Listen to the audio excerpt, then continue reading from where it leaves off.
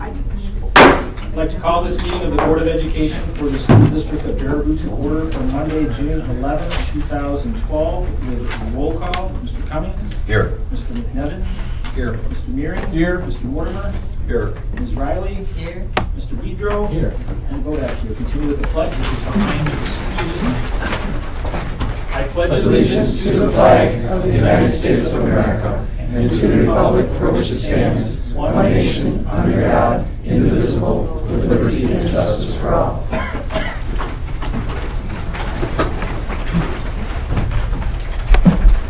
would first entertain a motion for the approval of the minutes of the May 14th meeting. So moved. Second. I guess everybody was at both of them, so we can do it together. May 14th and the June 4th meeting. No, you and Gary won that portion. Oh. Peter made a motion. Who was the second on the 14th? I'll second that. Any discussion on the meeting minutes for the 14th? Those in favor signify by saying aye. Aye. Those opposed? I'll abstain. Hold on. Minutes approved. Brings us to the June 4th, 2012 meeting. Entertain a motion for the minutes of that meeting. I'll move. Second. Any discussion? Hearing none, those in favor of approval of the June 4th minutes signify by saying aye. Aye. Those opposed? Minutes approved. Brings us to correspondence. I have none. Any other board members with correspondence? Administrative correspondence? I have a couple pieces. Received one communication from the Department of Public Instruction, and they're announcing the recognition that East Elementary School received. They were selected by the Wisconsin PBIS Network as a School of Merit for the tremendous work accomplished through the implementation of positive behavioral interventions and supports. And it goes on to identify the necessary components to be recognized as a School of Merit. So congratulations to East School for that recognition. Well deserved. Yes. Pass it down. And the second piece that I have that I'd like to share is a publication, I believe first of its kind, Jack Young Middle School's literary magazine called Audacious Muse. And it's presenting the winners and honorable mention writers of the Spring 2012 Writing Contest. Gary Frisch was very much involved in this, and John, were there any other teaching staff? It's mainly Gary. And so I'm going to pass this down for you to take a look at it. Quite impressive student artwork as well. And I've asked Gary to come back in the fall and do a presentation to the board along with several of the students. So we thank Gary for his efforts. Yeah. Anything else? Okay. Anything else for correspondence? Brings us to public viewpoint. Is there anybody here for public viewpoints tonight? Any public viewpoints? Any public viewpoints? Hearing none, I'd like to move on to the agenda portion. It's always a highlight of our evening, and specifically tonight we have a high school music program to be recognized. And Crystal, I don't know if you want to introduce our guests tonight. Sure. We have Greg Lang and Lynn Gannell representing our music department, and they co-taught a music theory class. And one of our students, Alec Weiland, did a composition that was performed during the symphony performance. And I think we're queued up maybe to hear that. We will start with that. Is there any other kind of introduction that we need to do, Greg or Lynn or Alec? Yeah, do you want to give your... I think it'd be good. Well, first of all, you need to know we did have a theory class, and Alec took it, but he also took theory up at BUU, went on after, but had no orchestration training, which is really what takes it from writing music to putting it out for band. And in fact, I saw his composition, which he sent into WSMA and received honorable mention for. And just before spring break, I said, you know, it'd be really cool if you arrange this for band. And I know we spent his entire spring break arranging it and came back with the first draft. And the whole process of going through the creation process with the band and Alec in the room talking about what worked, what didn't work was absolutely one of the most amazing things of my 33 years of teaching. I can't express enough how proud I am of this young man. And a recording doesn't really do it justice. You can get an idea, but it was an amazing thing. And I'd like him to tell you where his inspiration came for the piece.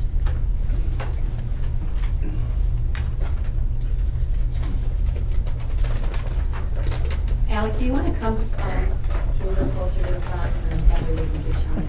Am I supposed to talk into the mic? If you would, please, thank you.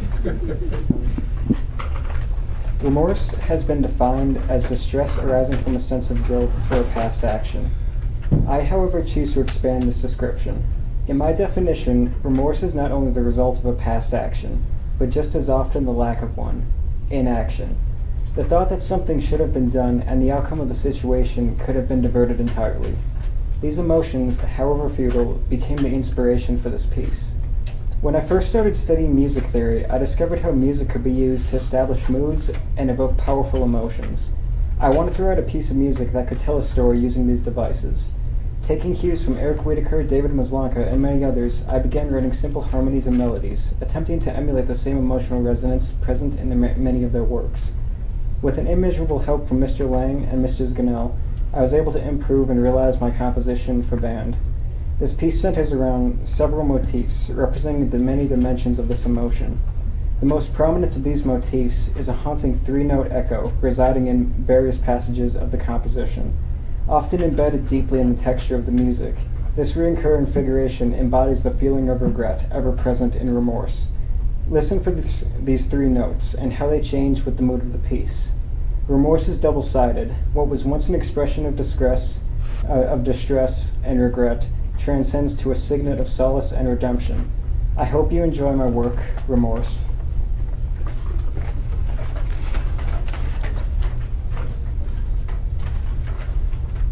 I think it's about 7 minutes.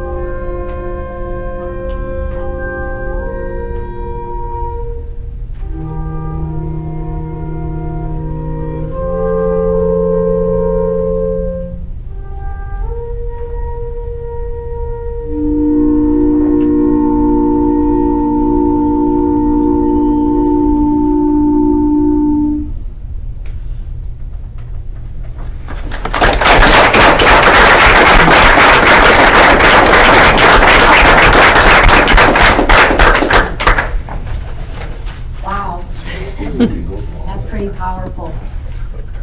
The way that you translated your emotions, Alec, into both words and music was just phenomenal. We're so proud of you. Congratulations.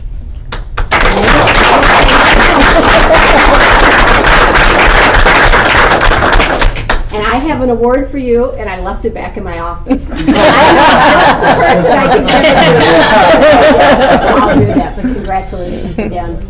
And Greg and Lynn, thank you for your continued support of our students and being an inspiration to them and letting them pursue their dreams through music. I see we have another accomplished musician here with us today, too. So, again, thank you on behalf of the district. Thank you.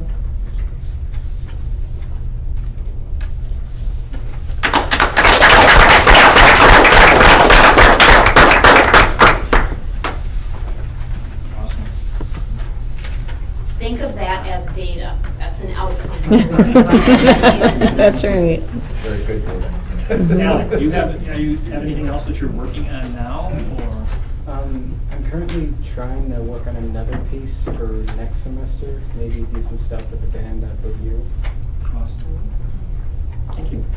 Thanks for sharing your night with us and your music. Brings us to the portion of the agenda entitled Continuous School Improvement. And first up is the spring benchmark data.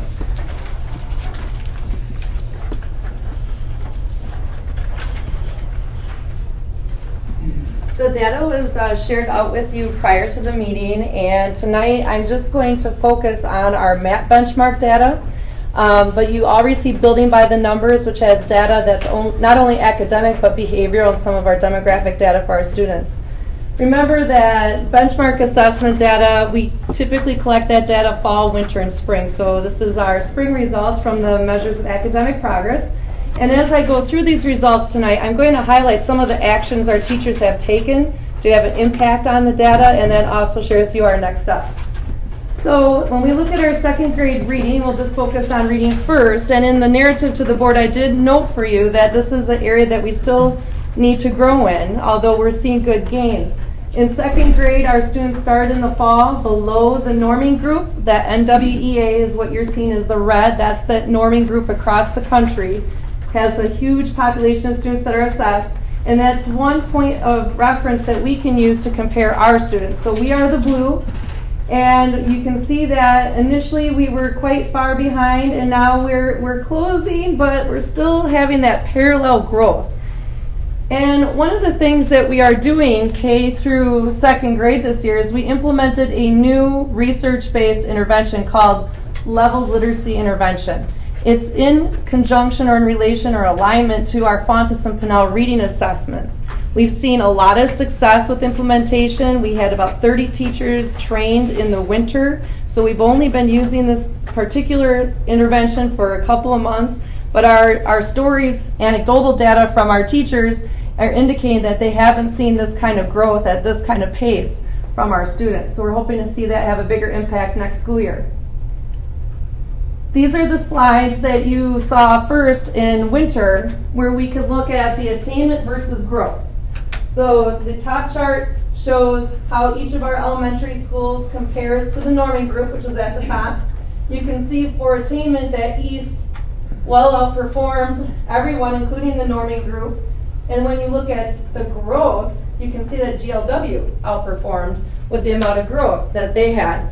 And the typical growth from the norming group is 13.7 RIT scores. Keep in mind our RIT score is just an equal measure of unit, or a unit of measure, sorry. And you can see that as a district, which is the top blue line, we're over 15 points as a district on average. So again, that's above the growth of NWEA, and we need to be there to close the gap. When I wanted to highlight one more time at GLW, they implemented What I Need time, which is 30 minutes of intervention time for all kids.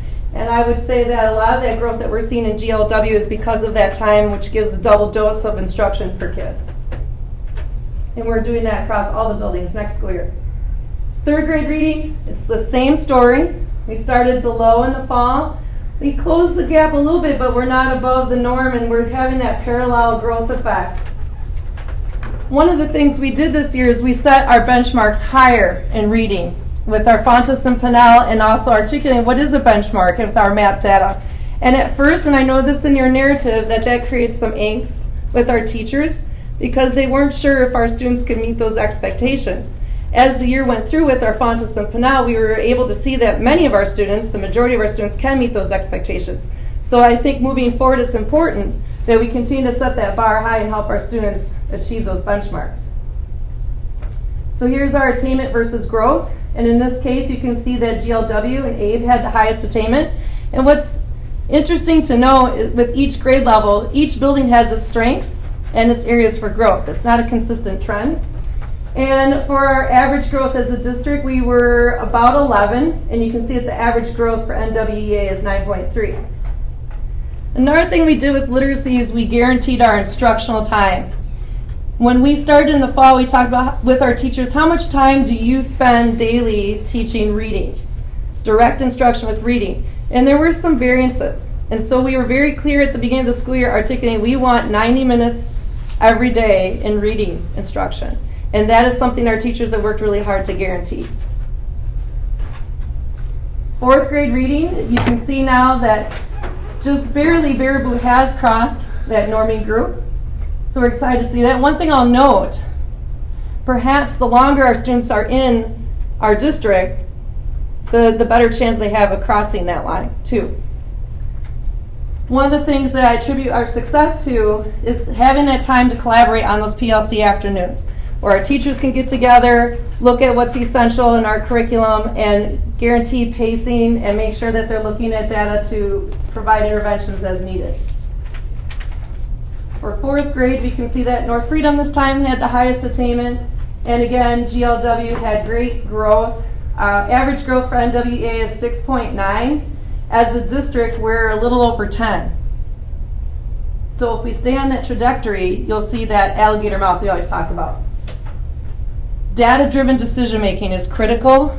If our teachers aren't paying attention to the data, we don't know how to guide our instruction to close the gap for these kids. Fifth grade reading, we're starting to see a baby alligator mouth there, so we did cross. Look how far below we were in the fall.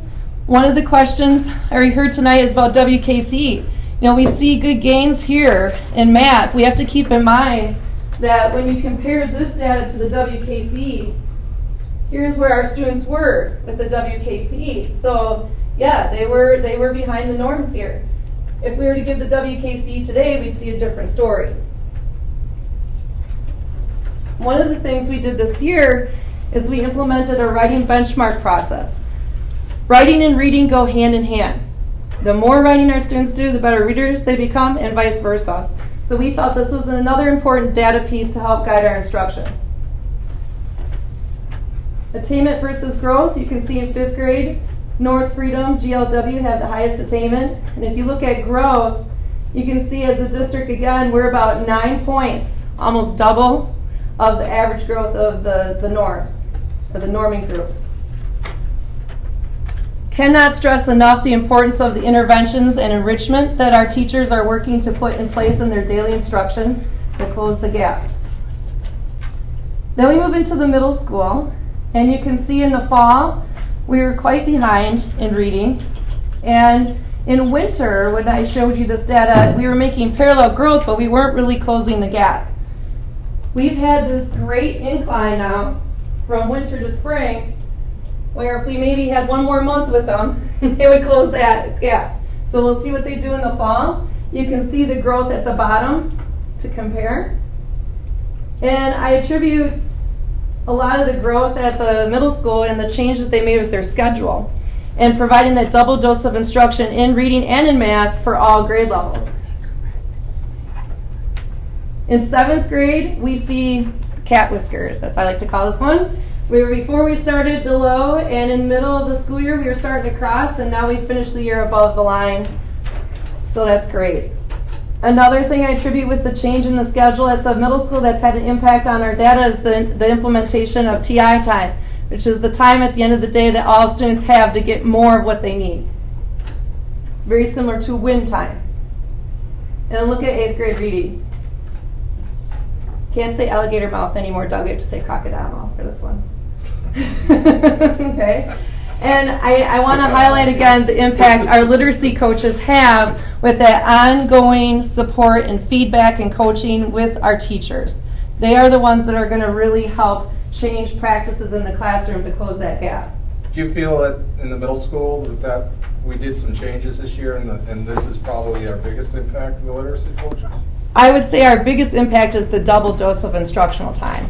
Okay. And in some cases, triple dosing kids. Oh, okay. Mm-hmm. But with that instructional time, though, we got to be doing the right strategies. I think it goes hand in hand. Mm-hmm. So our next steps, all school year we've worked on developing our essential learning targets in relation to the Common Core state standards. So next year, we'll have full implementation of those more rigorous targets. We'll have consistencies in our instructional approaches and materials, which is, our literacy coaches have been guaranteeing good instructional strategies, but not necessarily consistent strategies across grade levels. And that's something we've been paying a lot of attention to most recently. We're going to be providing quite a bit of professional development for literacy across the content areas, particularly at the secondary level. Project Emerge is being implemented at 4K. I want to talk a little bit about the impact 4K can have on all of the data, or kindergarten can have on all the data. If our students start early in our system and they start behind their peers, for whatever reason, whether we don't have a well-articulated curriculum, we don't have the right resources, whatever the variable might be, it takes years to close that gap. That could be what we're seeing with our literacy data when you start to see that by 4th grade we're starting to be able to close that gap. Does that make sense? So we want to start as early as possible, and in the work that I've done with our 4K teachers, one of the things they articulated in the fall was, I'm not sure we're all doing the same thing. And they wanted to be very much on the same page. So we worked all year long to revamp our curriculum. They did a learning drive to Milwaukee Public Schools, and they worked with some national researchers that just happened to be located in Wisconsin. So they had an opportunity to work, in my opinion, the best of the best, to talk about how do you close the gap for students in a response intervention model. So they've adopted that exact curriculum and modified it to fit Baraboo's context. So we're supporting them in the fall with resources. Another thing that's coming up in the fall, you may have heard, probably aware, that DPI has put in a state requirement for all school districts to implement PALS, which is a kindergarten universal screener. We will use PALS in fall, winter, and spring. This is significant because currently our assessment that we use to measure kindergarten growth is homegrown. So PALS is a evidence-based assessment that's normed across the country. They'll allow us to compare our kindergartners to kindergartners across the country. We haven't been able to do that up until this point. That's just another good piece of data to see, are we making the right impact on our students? Our literacy coaches also have worked this year with the teachers to prepare for an implementation in the fall of a spelling framework for instruction. Spelling is a piece of our literacy component, so we want to make sure that that's just as strong to help our writing and reading. Interventions and enrichment will continue, but they'll be more structured and will be more efficient as a staff with implementation of Ames Web. Ames Web is another type of assessment that we can use on a weekly basis. They're short, timed assessments, don't take a lot of time, to see a temperature dip of our students. Where are they? And we can chart their progress online to see if they're making growth, and if they're not, we can switch the intervention and try something different to make sure they're closing that gap. We talked earlier about guarantee instructional time across the elementary schools. The next step is to talk about guaranteeing literacy time in our secondary schools, which is a mindset shift. As a secondary teacher myself, it's not common for secondary teachers to come together and say, I'm going to guarantee 30 minutes of reading every day in my content. You're going to guarantee 30 minutes of writing every day in your content, and have a coherent plan to guarantee that those minutes are still there. What we know about secondary education is that teachers start to see English language arts teachers as the owners of reading and writing instruction, and we're trying to shift that mindset. And lastly, with that shift, we want to have a heavier focus on nonfiction reading and writing, looking at our informational texts and how do we interpret and infer from those readings. So I'm going to back up. We have a lot of things coming up. We're working on this to close that gap. If we switch over to math, there's much to celebrate. In every case, you're going to see that Baraboo line is above the NWEA line. So here's our second grade.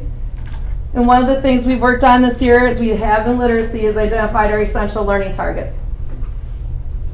In math, you can see the attainment versus growth here. I'm going to highlight the growth. The district growth was about 17, and you can see the average growth is 13.1 from the norming group. Again, in math, we work to implement intervention enrichments across the board. Here's our third graders. They started below the norms in the fall. They're well above now.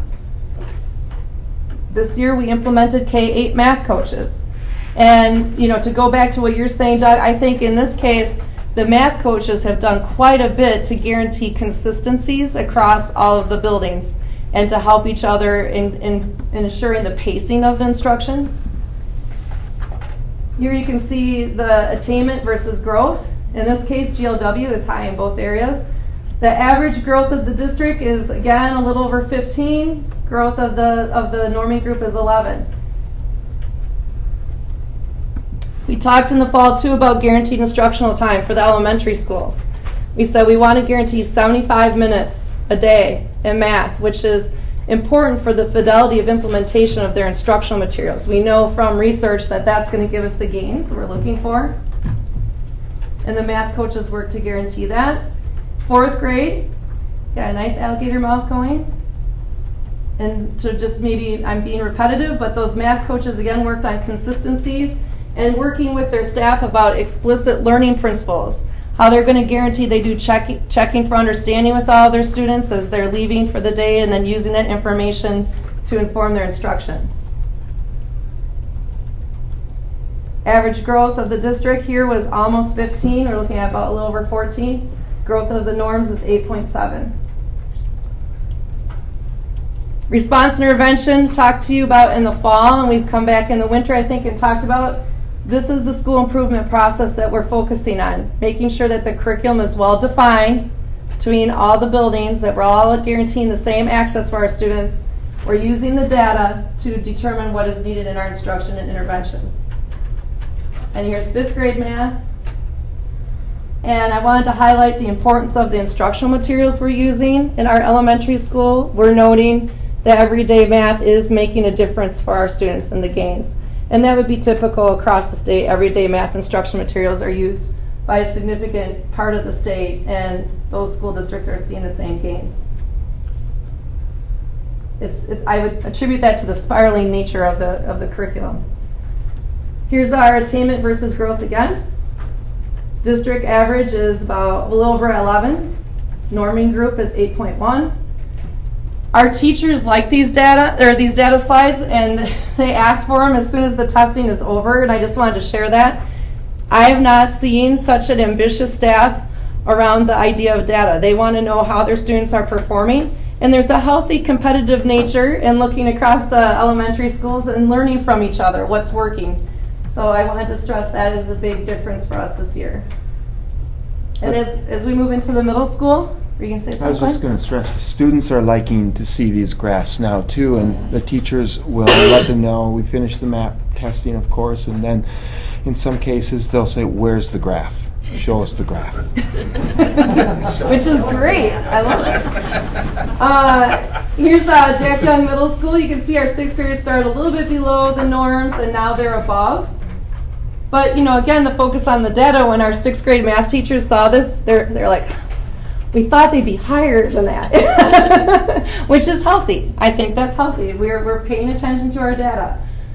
At the middle school, we use Connected Math Project for our instructional materials, and that's a nice fit or transition with everyday math because they're both reformed math, and our students are used to that type of instruction, and we're seeing a lot of success with those instructional materials. Here's another whisker for you, where our seventh graders were below the norms significantly in the fall, and now they're well above in the spring. One of the things I wanted to highlight is, again, with our team teaching efforts and our inclusive efforts, we're guaranteeing that all of our students have access to the curriculum. If we never let Glenn learn with his peers, when it comes time to doing these assessments, he's never going to be able to close that gap and be at the same level with his peers. So we want to make sure that all of our students have the equitable access to the curriculum and help them with modifications or accommodations to be successful. Lori, can you back up Sure. between 6? Okay, go One ahead. more? No, I'll keep going forward now. One more. Okay. That's all I want. Okay. Can you highlight that Baraboo growth versus the? Yeah. Yeah, look at that. What we pay attention to will change. And I say that to the staff all the time, but you know, sometimes the schedule is such a taboo for teachers and principals alike and for parents. And I think there were some risky moves taken with the middle school schedule last year that has huge benefits for our students. And so we need to continue moving forward in that direction. This is a definition of a movement toward the blocks for higher math and higher literacy, which are paying off significantly. Absolutely, absolutely. Thank you, John. Yeah. I just have, I'll bring it up later. Okay, we're almost done. And then look at 8th grade math. No words can describe it. That is spring of last year because in the fall, our 8th graders take the Explorer. They do not take the map in the fall. So you're looking from spring to spring growth compared to the norming group. And again, to highlight what John was saying, look at, again, the growth at the bottom. 10 in comparison to 2.6. Maybe, you know, capitalizing on what you're saying, Peter, our teachers are really focused on differentiating their instruction to meet the needs of the students when they get this data back. And I've seen a lot of our teachers take on the challenge of challenging our highest achievers while they're looking at the students who are struggling, and that makes a difference to pull everyone. So our next steps, we have some fewer steps than we do with literacy because we don't want to change too much. We have a lot going for us right now in math. But as you know, the Common Core State Standards is what we worked on to develop our essential learning targets, and both of the instructional materials that we use for elementary and middle school have Common Core State Standards versions to them, which we're not purchasing at this time. And the teachers have analyzed that and they feel confident that they can support the rigor of the Common Core State Standards with the materials that they have. But one of the things we decided is we want to have professional development around the Common Core State Standards with those materials. So next year we have the everyday math consultants coming in to work with our elementary teachers 3 times throughout the year. And also on our PLC afternoons, our secondary staff will be able to collaborate online with the CMP modules that they have. Interventions and enrichment will continue. Again, we'll use Ames Web to progress monitor our students like we will in literacy. We are implementing everyday math at 4K as well next year. The kids are in my office ready to go in the fall. And we also implemented real late this spring a 5th grade placement exam for compacting the curriculum. We assessed all of our 5th graders to see where they were with their curriculum. So when they come into the middle school and into 6th grade, we can see if we need to compact the curriculum to guarantee that they're moving at the pace that they need to with instruction. We don't want to hold them back if they're ready to go quicker. Further actions in both of these areas, we just started summer school today, and we had a lot of smiley faces here, amazing, and we're trying to address that summer slide that we know occurs. We also need to continue our focus on inclusive practices and remind teachers that we're teachers of all children. Had some interesting conversations at our data retreats just last week about that very topic. We know that when we own the learning of all of the kids in our classroom, that's when we're going to see those big gains with students. Not if we assume someone else is going to fix any issues that we see with those students. So we have to still work on that mindset. Next year, we have the option to use the Common Core version of the MAP assessment, which we have an interest in doing, especially since we just aligned our curriculum to the Common Core. We'd like to assess it with the MAP. So that will be a great alignment for us.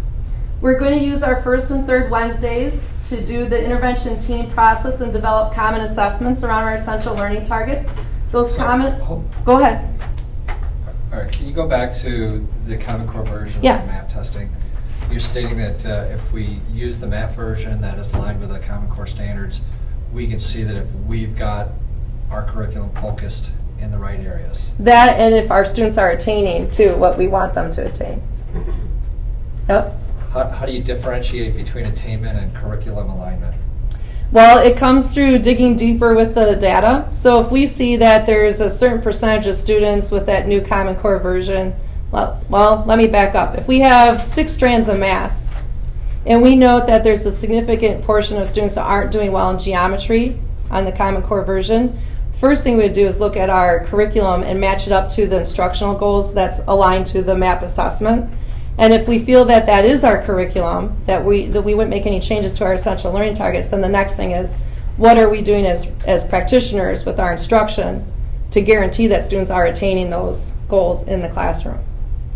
Does that make sense? Sure. Is that the responsibility of one person only, or how do we accomplish that? That's because that's a big Yep. area of assessment. Thank you. So with those first and third Wednesdays, that's a great transition to what I'm saying. The teams will have time to sit as let's say a 4th grade team, to look at their MAP data and see that together, and then dig deeper with their data. And they'll also have their own classroom common assessments to look at and see, well, are our students attaining those goals with our assessments? And are our assessments rigorous enough, like it is on the MAP, so that we have alignment with our assessments across the board?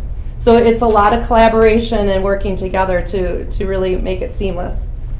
Does that help a little bit? Yeah, helps a lot. You can shadow me for a day if you want. I don't think either one of us would enjoy that. I don't know. The other piece that we've been talking about, and this came up a lot in our data retreat conversations last week, is we need to focus on academic vocabulary. And so that is the next step with our curriculum. Now that we have our essential learning targets, we need to define or determine what vocabulary terms do we want to guarantee for all of our kids with each of the content in each grade level. We've been talking already this year about strengthening our instructional coaching model. We have all these coaches in place. We want to make sure our coaching model has a lot of integrity, and that will come with the support with our instructional facilitators. That will provide more support in the classroom for that coaching and ongoing feedback. And with that, the implementation of gifted and talented coaches, I think, too, will have a huge impact on the differentiated instruction that we're looking for in those classrooms. Is there going to be differentiation on that academic vocabulary too? Let's say the child comes in, I know all these terms. Absolutely. Absolutely. Yeah, so that they're given another higher block of terms. Absolutely. Some districts, what they'll do is they'll create tiers of academic vocabulary to meet that need. Good. And then lastly, SMART goals. Last Thursday, heard a lot of great engaging conversations, and each building, after looking at their data, set one academic goal, one behavioral goal, and one goal to support our community outreach efforts to support our strategic plan. And what we know about that is if we have our teachers set their own SMART goals, and we have teams, grade level teams or department teams set those goals in relation to the building level goals, that alignment of goals, what we pay attention to, will have an impact and will change. So it'll strengthen our whole system. So Lori, just going back to the first and third PLCs for next year, these are teams of teachers working together now that the essential learning targets are identified to align those assessments and make sure that they're aligned to those essential learning pieces. And so those will be teacher-directed Wednesdays because we know that teams of teachers in different buildings are in different places in that process across the district. So in a sense, the PLC is differentiated too because the theme is the same, but people are in different places in that process. So I'm going to stop there because the next slide, I have Matt Jerlin here as a guest speaker. So I want to just answer any questions you might have about what I've just shared with the MAP data. Well, I don't want to get ahead here, but I'm going to try to get ahead here because Bill's going to be talking later on about increasing our math requirements. And what we're seeing here is great on our literacy, but just amazing on our math side. I'm blown away with it. We say, well, we're going to do it sometime in the future. Maybe we're ready for the future now. Some of these kids, I know previously, maybe really weren't ready for 3 requirements. I mean, California tried to do that. We're going to increase the requirements today. And it was a bomb because their kids weren't ready, and many of them weren't. Right. But are we there now? I believe we definitely are. And actually, I think the statistic is 65% of our kids are already taking 3 credits. When you see the data from BUU, you're going to be amazed And I think when we first saw it, Bill and I, we were without words. So it does make, right, we kind of laughed about it. We were amazed. And again, it's a different assessment, okay? But all of these assessments together give us a good picture of what's going on. So I would say absolutely with confidence our students are ready. And I feel it's important as a district we move in that direction because some of our students won't choose those 3 credits, yet they're capable of doing 3 credits and more. And so sometimes we have to help them get there. Yep. And that'll remove some barriers for them as they go out into the workforce or into college. Okay, thank you. Any other questions, Peter?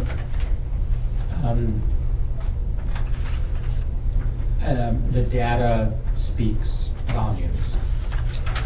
That we are moving in the correct direction for providing a basis upon which our elementary students can grow into middle school students to grow into our high school students. I'm so pleased for all of us with those results. I would like to see in a different form maybe to help us solidify that, follow a group of students, as I'm sure there are already graphs which do, through their educational maturity. Right. So that we can say definitively, these groups of students who passed through this procedure of educational attainment, without a doubt, started at a certain place and grew at the same rate as that we're hoping for, to excel. I had some reservations about the curriculum with everyday math because it does require literacy. Yes. Yeah. But having the literacy and math in the block sessions and having literacy be the responsibility of all our educators helps alleviate that concern as we look at the results.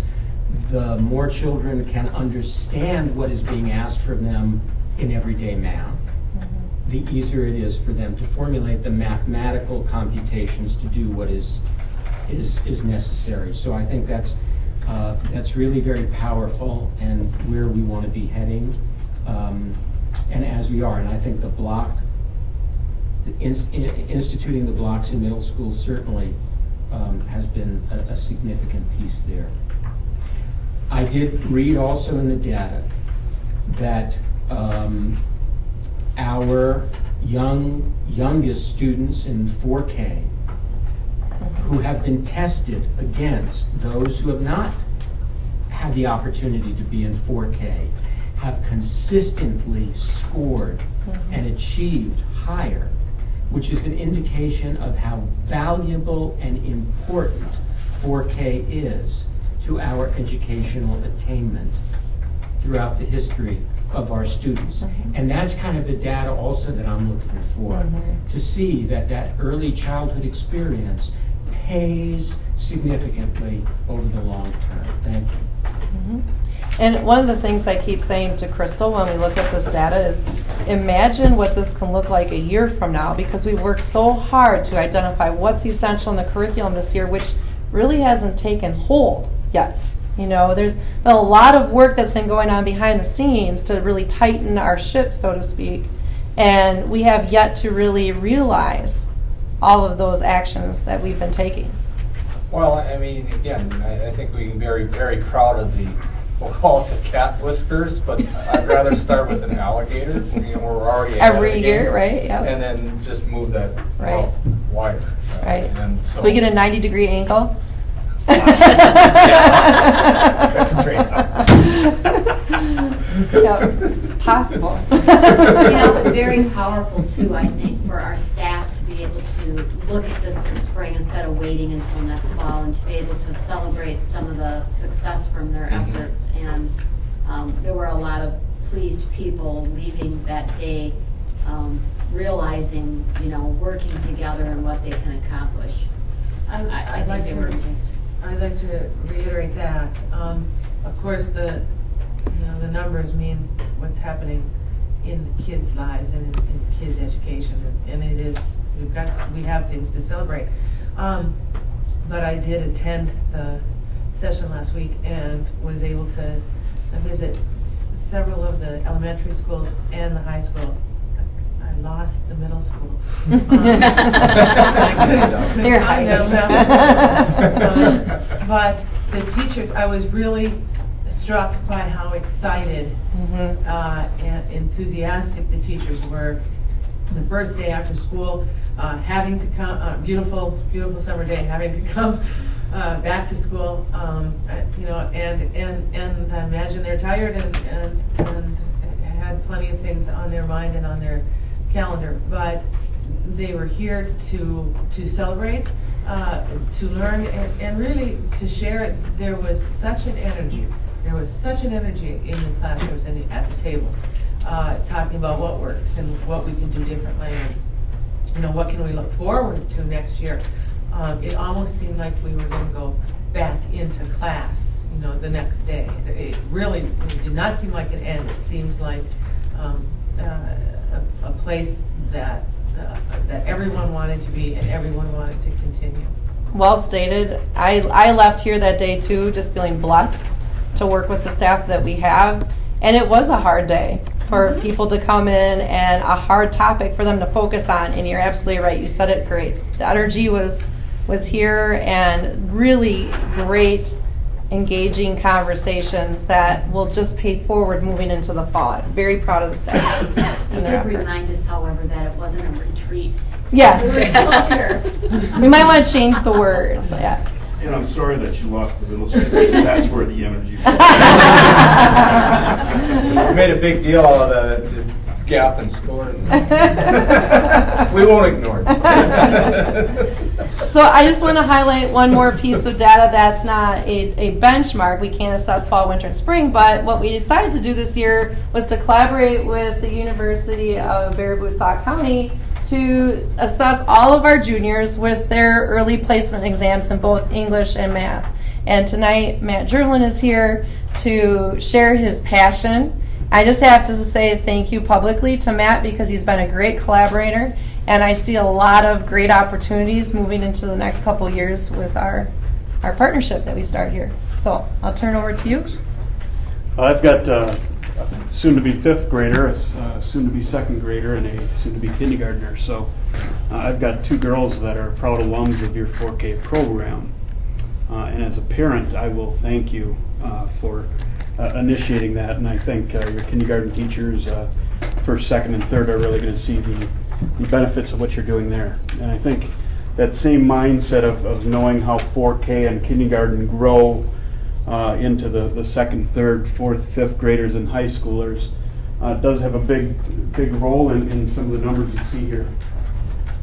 First of all, we did this just for fun. Curiosity. Where would your juniors come in score-wise if they were to start college right now?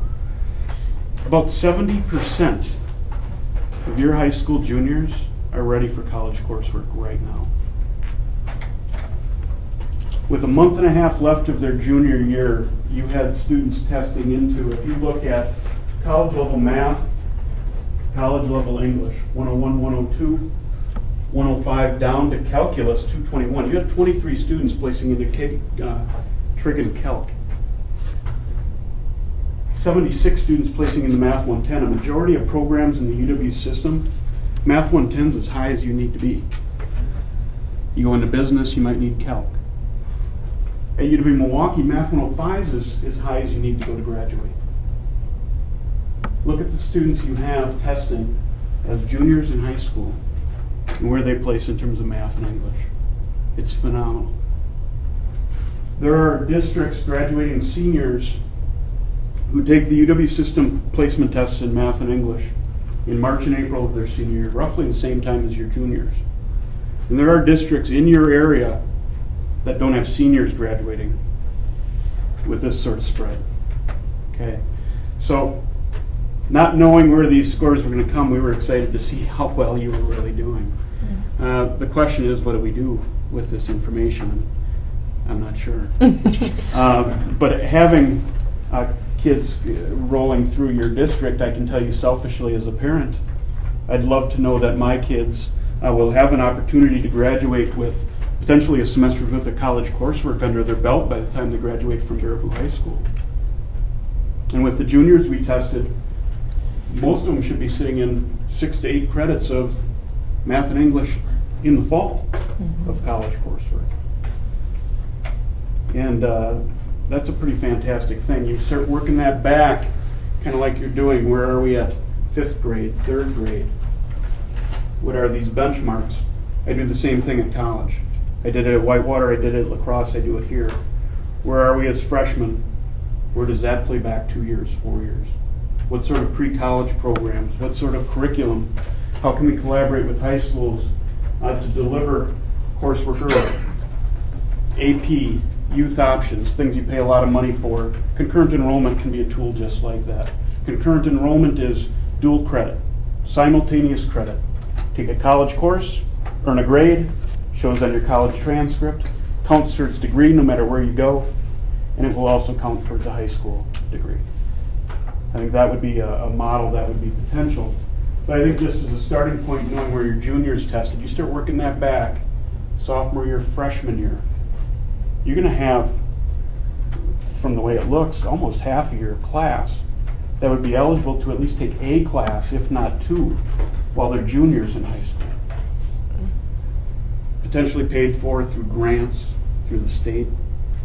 In times with the resources we have and the type of community we have, I think there's just a phenomenal options for us to at least consider. English 101, Math 105, starting point college courses. Everybody's got to take them no matter what you do, where you go.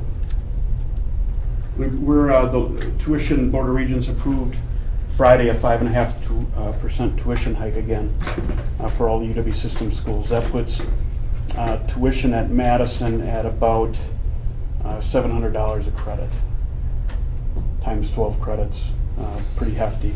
Up at Boo U, that put us to about 2 1/4, about a third the cost. Anything that can help my kids earn college credit while in school, in high school, to save me a semester's worth of college tuition, I'll take it. Just a parenthetical piece, because you asked what might you be able to do. And I don't want to jump ahead, but on our board a docket, we have a board communication. I would like to ask if you would consider working with us to put together an article for this as a parent who happens to be engaged in the work that you're doing, so that we can share this with the community via our relationship with the Baraboo News Republic, because we have such good news to report, and this is the icing on the cake. And it's I'm just pleased that this is my 3rd year in town, and had an opportunity right away to be a part of the strategic planning. Crystal and others invited me to come up, I think primarily as a parent, but to see where you were at that planning stage and where you are now. I mean, it's right in line. One of the things I asked Lori to forward to you, I didn't want you to read any more data than you had to prior You'll to get the it meeting. tonight. The UW colleges, UW Baraboo, we're in strategic planning. We're in those sorts of initiatives as well, and so I think a lot of what you're discussing, be it service and service learning at ABE to the junior high with Principal Gannell, and where we are doing it with freshmen and sophomore, I think there's all kinds of applications to just connecting a little better. One of the things that it hadn't dawned on me when I was reading the data and seeing where your students scored, we met last week to talk about option, and I was down here with Dr. Tom Neal, who's our chemist on campus, our associate dean, and his comment when we were just soaking in the beautiful scores and maybe a little bit, patting ourselves on the back with what great students we've raised. The associate dean, who doesn't have any kids, lives in Madison, said you know who you can thank for these great junior high school class scores? He said, thank your fourth grade teachers. Because he right away connected the dots that the fractions they're learning in fourth grade are what are testing them so high in all the other levels that the UW system tests for their freshmen. What is their college readiness? What is their preparedness? That's all ACT, the UW system placement test, that's all it is. Having done standardized testing for 10 years at Whitewater, you're probably not looking at the biggest advocate of standardized testing to determine benchmarks of student performance. But we have scores and we need to look at what they mean. And I am telling you, in 15 years of higher ed, I've never been in a district that has had juniors in high school test as high as yours have in UW system placement testing. Come on. Hi, ma'am. Did these scores come from, did our high school juniors actually take the placement test? Yes. Is that how you? They took the legitimate test that all UW systems students take. And how many of them took it? 207. 207. All of them? Mm-hmm. All of them took it? Okay. Except for like students maybe that with their, disabilities that would have been inappropriate. But that was very few kids. And when you talked a little bit about, how, what options these students may have and how it might be paid for, how college credits at BOU might be covered during the high school years, Youth Options is still a state program, is it not? Mm-hmm. It is. And so would Youth Options cover concurrent registrations, or does it only cover college classes that don't count at the for graduation credits in the high school? Right. I think anything we would come up with would be in conjunction with and in support of. It wouldn't be in replacement of anything. Youth Options is usually the models that are out there are full tuition and books paid for by the school district for students that have reached a level in a certain discipline, Spanish being the most common here, to where you are not able to, as a district, provide coursework at that level. So a Spanish 5 would be the prime example. You're paying for 22 students in the spring and their Spanish textbooks to take a college level course. Concurrent enrollment might be a course you could just as easily deliver. It's just you have students that have placed into a level and maybe you don't have AP coursework. Or maybe you have AP coursework but it comes at too high of a cost, or maybe the success rate of the students in that to take that one test that they pay $80 for at the end of class determines, that test alone determines whether or not they've learned enough to earn college coursework. A lot of school districts have gone away from advanced placement because of the reliance on the test. You sit in a class all semester, do the homework, take the quizzes, take the tests, earn a grade on your high school transcript. There's no doubt in my mind that you've likely earned college credit as well. But to be forced to pay $80, maybe take the test, maybe not, maybe pass the test, maybe not, and use that to determine whether or not you're worthy of 3 college credits, you've already done it by sitting in that class all semester. So dual credit will give you the benefits of that high school coursework and a grade, but it will also guarantee you a college grade. And there's a lot of different ways to fund it. Oshkosh has a program, 2,400 of Oshkosh's headcount, student headcount. Oshkosh is the 3rd largest 4-year school in the UW system. Madison, Milwaukee, Oshkosh. 2,400 of Oshkosh's students are high school students taking concurrent enrollment, dual enrolled classes. Some students coming to the Oshkosh campus, some classes being delivered online or through a compressed video, some with the students coming directly to Oshkosh, others where the instructors are going to the high school. Cindy McVenis, continuing EDMO, those are departments on our campus that we could potentially credential faculty differently, adjust rates of pay, adjust tuition in a way to where it could maybe be a model for Oshkosh would be maybe half price tuition. So now the same Spanish class might cost you half of what it did previous. Now the university's sucking up some of that cost with instruction and textbooks and whatever, tuition costs. But it's a community discussion to be had. I think there's a lot of models. Can we put something towards it? Can you? Maybe, maybe not. Parents, different organizations. I think there's opportunity, whatever that might be. Well, one question on that though, Matt, and again, I'm all for getting these kids college credit, and I think it's important that we try to do that. But the other thing I think that's really important is when that kid graduates from our school, it's okay, I'm going to go to the UW or some other university or college system. They're more ready than if they said, well, I just got by and I got my high school degree. And yeah, they may come in there with so many credits, but their success rate is infinitely higher if they've done the college pre-work or actual college work going into it versus nothing at all. Absolutely. Yeah. And that's why you see 30 ACT score students fail potentially when they go onto campus. Is what are those benchmarks? What are those scores? Is that a predictor of student success? Sometimes yes, sometimes no. I don't know that you intend on having 70% of your high school juniors go on to a post-secondary education degree. There's some of that 70% that, short of you telling them their scores, may not believe that they're college material, or may have been led to believe that was the case prior to reaching junior year, or they're coming from first-generation homes where the idea of college isn't even there. I think as we work this benchmarking back, it's all about college readiness.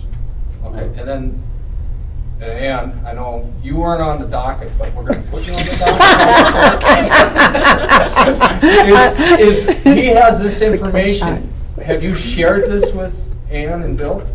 I know Bill you have, but I mean, yes. So that Ann could maybe say, well, you really kind of seem to be going one path, and you may still want to go that way, but you do have the capability, if you want, to go to the... Absolutely. There are a lot of I'm sorry, I'm jumping on Danny, but I just want to say there are a lot of implications with this data. Initially we were really focused on those kids that would need developmental coursework who weren't college ready, and that's what that Venn diagram is in the bottom left-hand corner. We saw that 78 kids are not in English and 57 are not in math.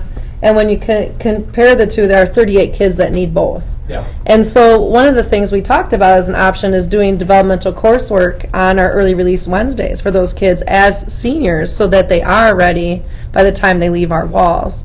But when we saw the data, we're like, well, maybe our focus should be also looking at what is our curriculum doing to guarantee that these kids are achieving at a high level, and what are we doing to ensure that they are still growing as seniors. Sure. And also, what are some things that we can do that we haven't explored with BooU in terms of online learning maybe, or doing some other type of coursework on those early release Wednesdays? This melds perfectly with the focus on, quote, what we're calling gifted and talented. Correct, absolutely. As we focus on those that need remedial work or additional work, which we applaud, we should not forget that just because 70% test ready, my God, there's even more good stuff that we can do for them. Right. So this is an unanticipated outcome from the testing, because this was not the objective of the testing.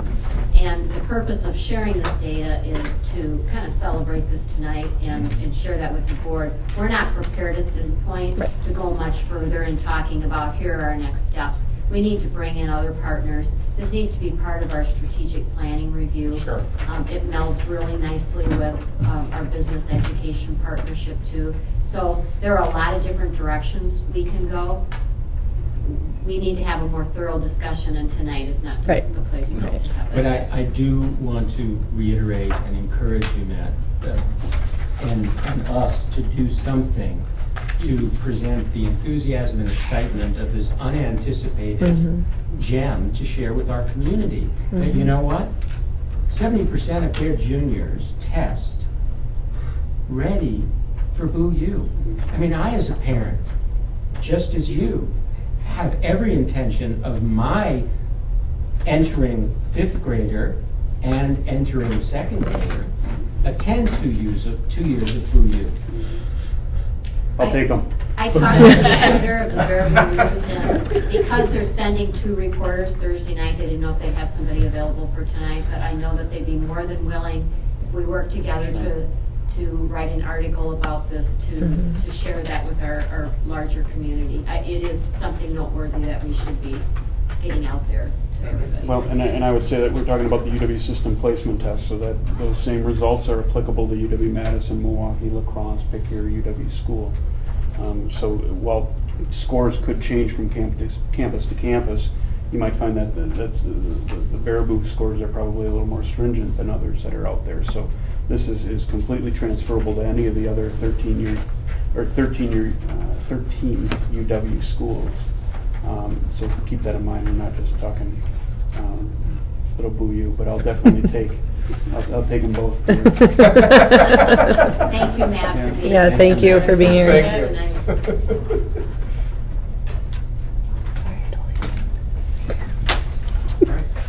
Thank you, Lori and Matt, and Mr. Voss. Great segue. Great segue. Does everybody have a copy of the document that was sent to you electronically? Because if not, I have hard copies that I can share with you. So.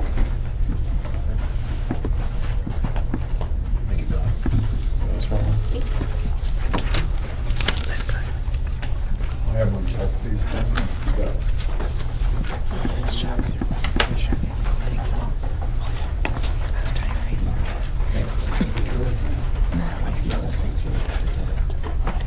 Okay, as the proposal indicates, one of the things, or two of the things we've been looking at for quite some time now, especially as it relates to graduation requirements, were some ongoing concerns that our faculty raised back in the fall of 2010 about where Baraboo High School is at with regards to our current graduation requirements. And as I'm sure you know by now, we're at 21.5 credits, which puts us dead last with regards to our peers in the 14-member Badger Conference. And it's not a statistic that I share any great pride in being associated with, but it is the reality that we're dealt with. And throughout that conversation that we had, the discussion was centered not only on increasing our credit requirements, but being very strategic in terms of how we were to go about doing that. And it was, as was alluded to earlier tonight, one of the things we looked at was increasing our math requirements from 2 credits to 3 credits, and also looking at an increase in our science requirements from 2 to 3 credits as well. Now, ironically enough, it turns out that the state of Wisconsin is looking at trying to get a waiver for No Child Left Behind, and part of that waiver includes a statewide mandate to increase requirements for math and science up to 3 credits. So we would be ahead of the curve if indeed that waiver does get approved here at some point in time by the feds. What we're looking at doing is increasing our credit requirement from 21.5 to 26, beginning with the class of 2017, which would be next year's 8th graders. And the rationale for that is so that we can graduate those requirements up over the course of time and allow the implementation of a new schedule to allow those students to be able to get access to the classes that they need to meet that requirement. And so basically what we're looking at tonight is not only a request on your part to go from 21.5 to 26 with the class of 2017 and beyond, but also then incrementally increasing the credits for the classes of 2016 up to 24.5 and the class of 2015 up to 23. And then in addition to that, in order to make that work, we'd have to take a look at an alternative scheduling environment compared to what we have now. Currently we're under a 7-period day. We would need to provide some sort of 8-credit opportunity for our students, and our scheduling committee and faculty have landed upon the alternating day block, which I can discuss here in a little bit. So, you know, in essence, what it comes down to is, if you take a look at the graduation requirement piece, they'd increase in math from 2 to 3, science from 2 to 3, and also adding 2.5 credits of electives, because we also recognize that if we don't bump up their requirements for our math and for our science departments and pass it on to our students, we could be sacrificing a lot of elective areas where a lot of our students thrive and see a great deal of enrichment and joy and growth. Which we've heard tonight. Exactly. You know, and so there's a great example. So a lot of these things that we were talking about tonight all kind of blend together as they should. And so the elective credits, we're looking at a bump of 2.5, and that's where we come up with our 26 credit requirement. I already talked about it, the adjustment of the credits for grandfathering the classes of 2015 and 2016. We would not seek any change for the class of 2014. The class of 2014 would be seniors, at which point we would implement this particular requirement and new schedule. And we think it's very unfair to change requirements on students who are walking in as seniors. And so we've left that as is.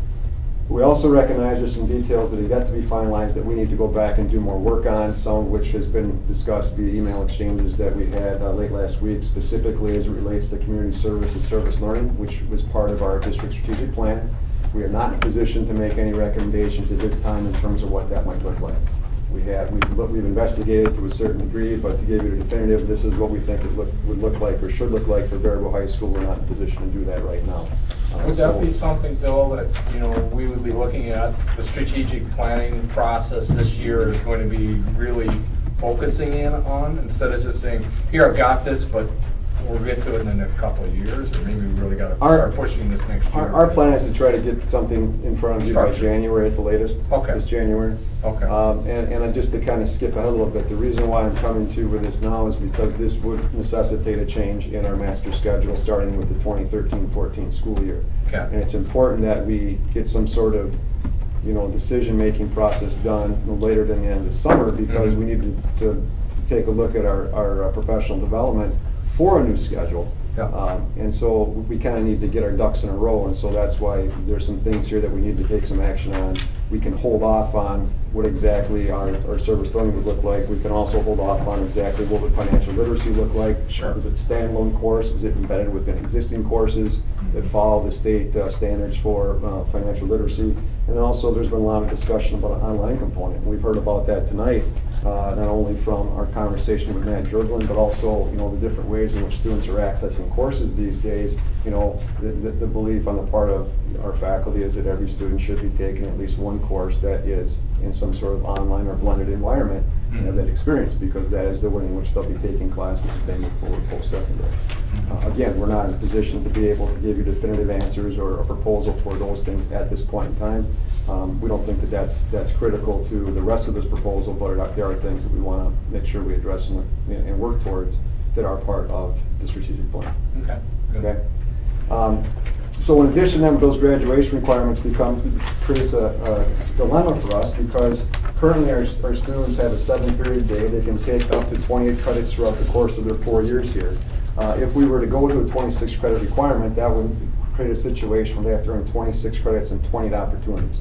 That's about a 93% credits required to credits available ratio, which is completely out of whack of what we find in most high schools throughout the state of Wisconsin, especially within the Badger Conference. Typical ratios are somewhere between 0.75 and 0.8 in terms of credits required versus credits that are available. And ours is consistent with that right now. 21.5 over 28 puts us right around 0.79, 0.8, somewhere in that vicinity. We also recognize currently that our 7-period day is limited in terms of what we can provide to students. We constantly run into situations in developing the master schedule where we have conflicts not only between, let's say, AP classes, but also AP classes and other singletons. We're a comprehensive high school. We have lots of different offerings that we make available, and the flip side to doing that is there are some disadvantages at times that occur because those classes only have so many periods a day they can fit into. There's only 7 periods, and once you start plugging those singletons in, they start to run into conflict. Unfortunately, run into situations where students are forced to make a decision and choose between taking an AP course, let's say, and perhaps symphony band, or taking an AP government class and AP statistics, because they're offered simultaneously. We try as much as we can to avoid that, but in the end, the computer says this is the schedule that produces the least number of conflicts. Well, I have to go through and figure that out. But invariably, you might have a situation where you might have 2 or 3 kids, or sometimes half a dozen kids that have to make choices. That can be alleviated if we were to expand our number of periods from 7 to 8 to a certain degree. But we also have to keep in mind that a 7-period day is not only limited in terms of options that are available to avoid conflicts, but also it puts our kids at a competitive disadvantage when they're going against their peers from other high schools when they're looking at post-secondary opportunities. If the best our students can do here at Baraboo High School is get 28 credits, okay, currently, and the average number of credits a student graduates with from here at BHS is around 23.5. Okay, so the average graduate walks out of Baraboo High School with 23.5 credits. A school where there's 32 opportunities, 8 credits per year over 4 years, those students are graduating with a much higher number. And so now our students are walking anywhere between 2, 3, 4, 5 credits or more less than their peers from other high schools. And already they're at a comparative disadvantage before they even begin their freshman year. And we think that that's not the best approach and certainly doesn't put our kids in the best position for success.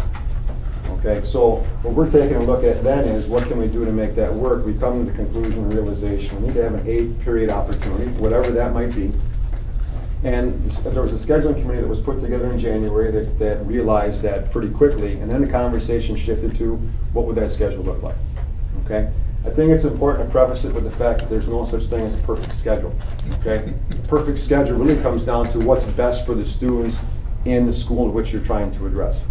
Okay, and so what we think might be the best opportunity here may not be viewed as the best opportunity in other districts around us and throughout the state. We recognize that. But we were very methodical in terms of our approach, and it really came down to what can we do to provide students with the maximum amount of opportunities? What can we do to ensure continuity of learning? That was a big piece, and Greg Lang's no longer with us here tonight, but he was one of the members on that committee, and he was very adamant and outspoken about the fact that there needs to be continuity of learning that takes place over the course of the year. We talked about an 8-period day to start with, okay? And that 8-period day was discussed first, and it was quickly rejected largely because of the impact it has on instructional minutes. Our current class lengths are right now at 50 minutes. Our staff has been very adamant about not wanting to lose instructional time from that 50. Anytime we've talked about making tweaks to our existing schedule and going to 49 minutes or 48 minutes, there's a catharsis about that because, oh my God, we're going to lose a minute of instruction time. So as soon as we said, well, an 8-period day would take us down to 43 minutes, that was quickly rejected, okay? So then we took a look at different variations of block schedule, okay, which would be 4 periods of 90 minutes in length. We looked at a traditional block, in which our current year-long classes would be offered over a semester, all right? And there's different ways of that being set up, but in a traditional block, you'd have 4 classes that would meet for the first semester and 4 different classes that would meet over the course of the second semester. You're doing 4 credits each semester. Our committee rejected that pretty quickly as well because what that sets up is it creates a discontinuity in learning. There are schools that do it. McFarland is one of them, Beaver Dam's another, and there's others throughout the state that do that. But the problem it sets up is, for instance, in the case of math, you might have your algebra course during the first semester of your freshman year, and you may not see math again until second semester of your sophomore year. You might find the same situation taking place in courses like world language, so your Spanish, your French, and you can imagine, geez, if I had first semester Spanish freshman year, I don't take it again until second semester my sophomore year. Talk about a learning gap that's lost. And talk about stuff over the over the summer. weekend. Yeah, over the weekend, This over the isn't summer, just a let alone summer over a whole slot. year. Concerns raised about music in terms of band. What would band look like? Would band be first semester? Would it be second semester? And so you can see right away that there's some difficulties with that. So we looked at variations of that. We looked at situations where we could have blocks and skinnies, where you could have some classes being offered as a block, which is about 90 minutes, and some classes that would be skinnies, which are half of that, so 45-minute classes, and maybe some classes could be skinnies, maybe some could be blocks. There's all kinds of permutations of that. In the end, one of the schedules we talked about and landed on was the alternating day block, or AB block. And really what it comes down to with an AB block is you have 4 classes that meet on A day, and you have 4 different classes that meet on B day. And that schedule continues throughout the course of the year. So a student who is taking band, or Spanish, or algebra, or U.S. history, you name it, if it's a credit-long class, is going to meet with that class and that teacher every other day all year long. So they'd have 4 classes on A day, they'd have up to 4 classes on B day, they could still earn 8 credits, and that preserved the continuity of learning that our staff really wanted to see, at least the members on the committee, which included roughly 15 staff and 5 students. It turned out that there was an opportunity for us to take a look at that block and AB block in action. Waunakee currently has an AB block that they have been utilizing for quite some time now. So we went down to Waunakee on April 3rd and did a site visit, spent most of the day with them, talking to their staff, talking with their students, having a chance to see what the classes were like. And the staff came back very excited about that. I had the opportunity to present that information to the entire faculty on April 4th. And I think the fact that we had so many members of our staff involved in that process and in that committee and that they were able to deliver the message to the faculty in terms of what they saw as advantages. And we're talking about not only core area representation, but also our electives. We included special ed, we included off-site programs, such as our building trades. You name it, we had representation there. Plus, again, the students were involved, and the students that share their experiences with the faculty as well. At that point, then, we also had a chance to meet with Dr. Michael Reddick, who is the president of Scheduling Associates out in Virginia, and Lori was involved in that meeting as well. We met with him over at CISA in Portage on April 25th. He asked us, without knowing anything about our situation and what our plans were and what investigation we had done, he asked us, what are your demographics, what are you trying to accomplish, blah, blah, blah, blah, blah. And we told him exactly what we were looking for, and we threw out 2 recommendations, one of which dealt with going with an AV block. The other one dealt with a block with some skinnies, and we said, we already talked about that, we're not going there. So he essentially confirmed or affirmed everything that we had done in terms of our investigation about the AV block, and really made us feel good about where we had grown over the course of a year and a half in reaching that point. So if you take a look at page 3, you can kind of see an example of what a day might look like for any particular student.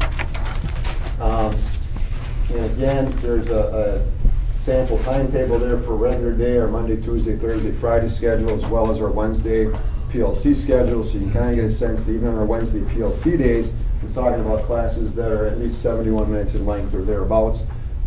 You have expressed as a board, some of you have expressed some concern over the course of this past year about the short duration of our classes on Wednesdays and what's true about the quality of instruction and education that's actually being gleaned on those days. I indicated to you at that time that we were working on something, and this is what we've been working on. We certainly believe that a 71, 72-minute class is going to provide much more enriching educational experiences than our current 38-minute experiences that students are getting on Wednesdays right now.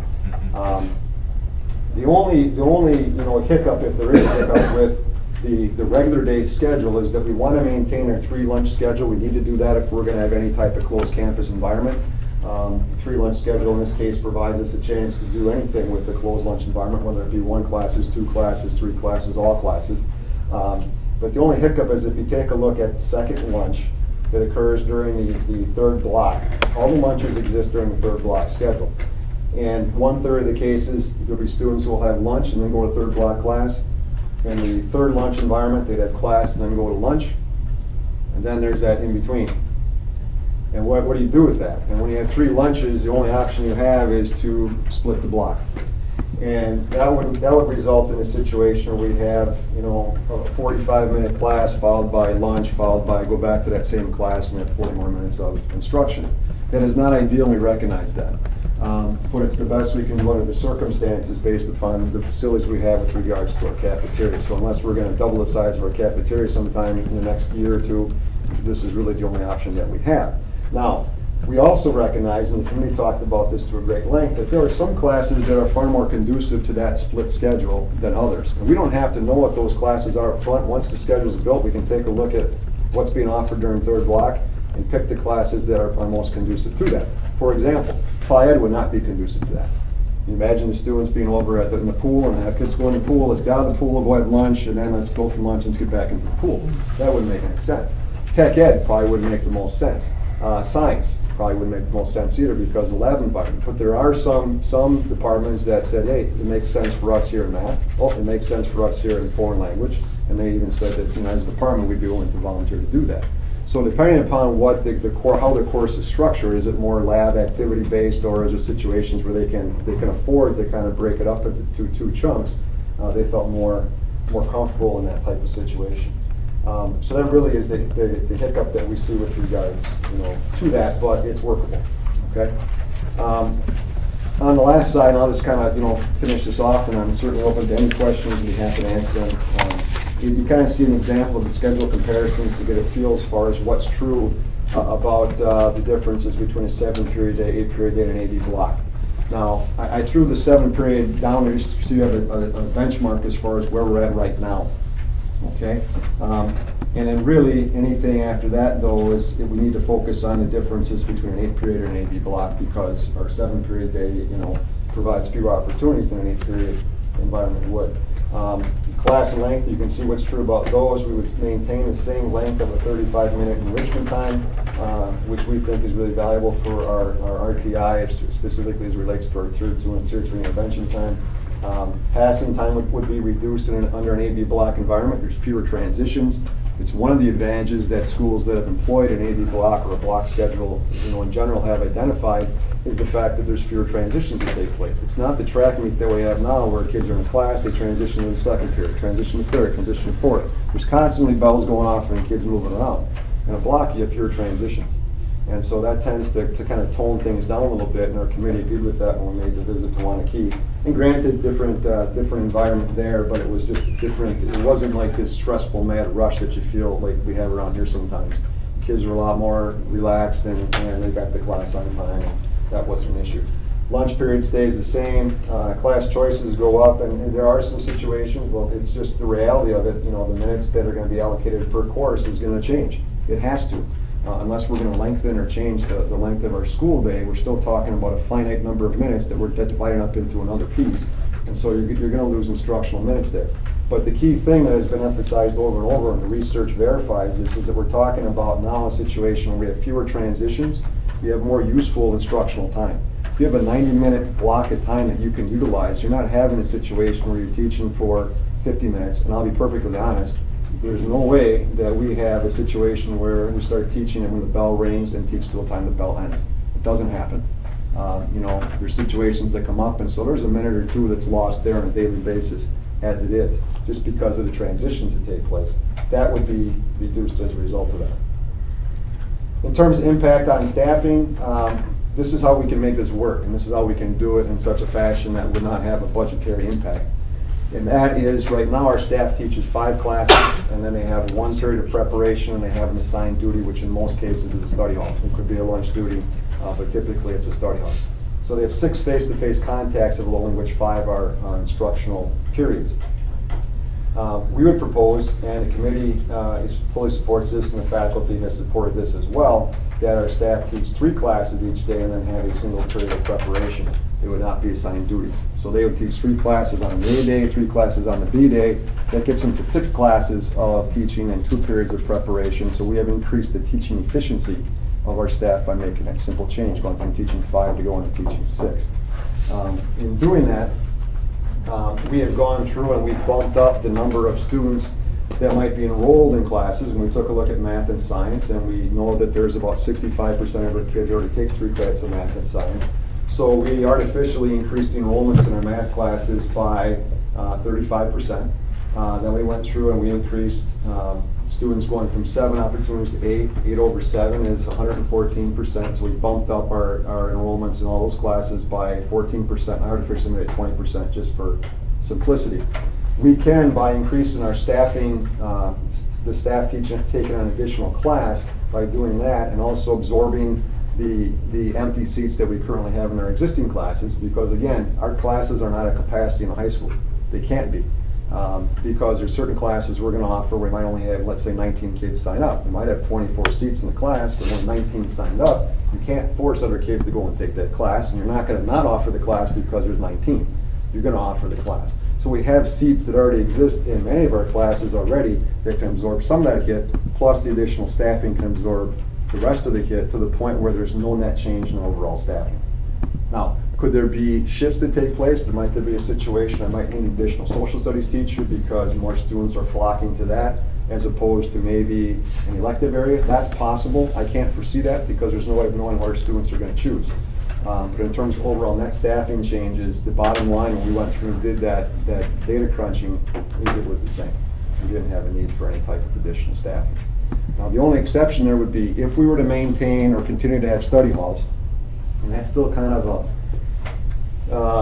it's kind of those things we're still kind of, wrapping our head around a little bit. And we've kind of gone back and forth. Yeah, have study halls, don't have study halls. And we talked to Michael Reddick, and he said, yeah, you should, what if the kid's taking, 5 AP classes and a couple, high-powered classes, in the area of something else, why would they not be able to take a study hall?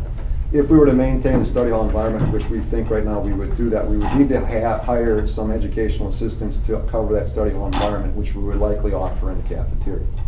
Okay, so that's the only cost that I can foresee right now that could be out there that we would have to address. But if we're talking about a situation where we can increase our graduation requirements, provide kids more educational opportunities, put them at a more competitive advantage than they currently are at right now with their peers from other schools, and as Matt indicated, and as Lori indicated, and as I'm sure you've heard about before, and Doug, you jumped on this, and Peter, I think you did as well, our students would have a chance then to have access to more advanced coursework, so AP coursework being one, youth option programs being another, dual enrollment opportunities being another, and now we're talking about not only a semester worth of college, but perhaps as much as a year worth of college done before they walk out the doors here as a senior. That, I think, is a huge boon, not only for our students, but also for our community in terms of them being able to recognize and support what we're trying to do here at BHS. And so, I think with that, there's so many different positives that can come out of this. And in essence, we're talking about changes that really result in no net impact in terms of the overall budget, or at least nothing that's significant. So, as we've been told time and time again throughout this process, the biggest need that we're going to have really focuses on the need for professional development. We would like to begin that professional development process with our staff this coming fall. And so that's the reason as to why we're coming to you here today to share this information with you and seek your support. And obviously it has some policy implications too. We have to take a look at our current policy and revamp that a little bit. But I think the timing is right for, it aligns with everything else that we're doing. Taking action on this. We would like to take action tonight. Well, I would like to make a motion to support this. And Bill, I'd like to commend you again on the depth and breadth of your presentation in terms of the research, the background, the experience, and the leadership that you've engaged in to get this done. I see this as a movement, Lori, as well. This is such a breath of fresh air. In the midst of all kinds of negativity going on in the world of education, what is happening here is a model for the future. So you have my undivided support. I think both the Laude movement to the Laude system, this increase in the opportunities for our students can only enrich the 70% of our juniors that already have documented where their standing is in relation to others taking the university placement test, which indicates that although they may walk out with 21.5 credits, the 21.5 credits that they've taken have already placed 70% of them ahead of many of their peers. So I just want to make that point, that this is increasing the volume of that 70% and more, and enriching the depth of that experience. So is all that going into the motion, or just? I'll second. That's a long motion. I'll second that. Did you get all that, Mary? I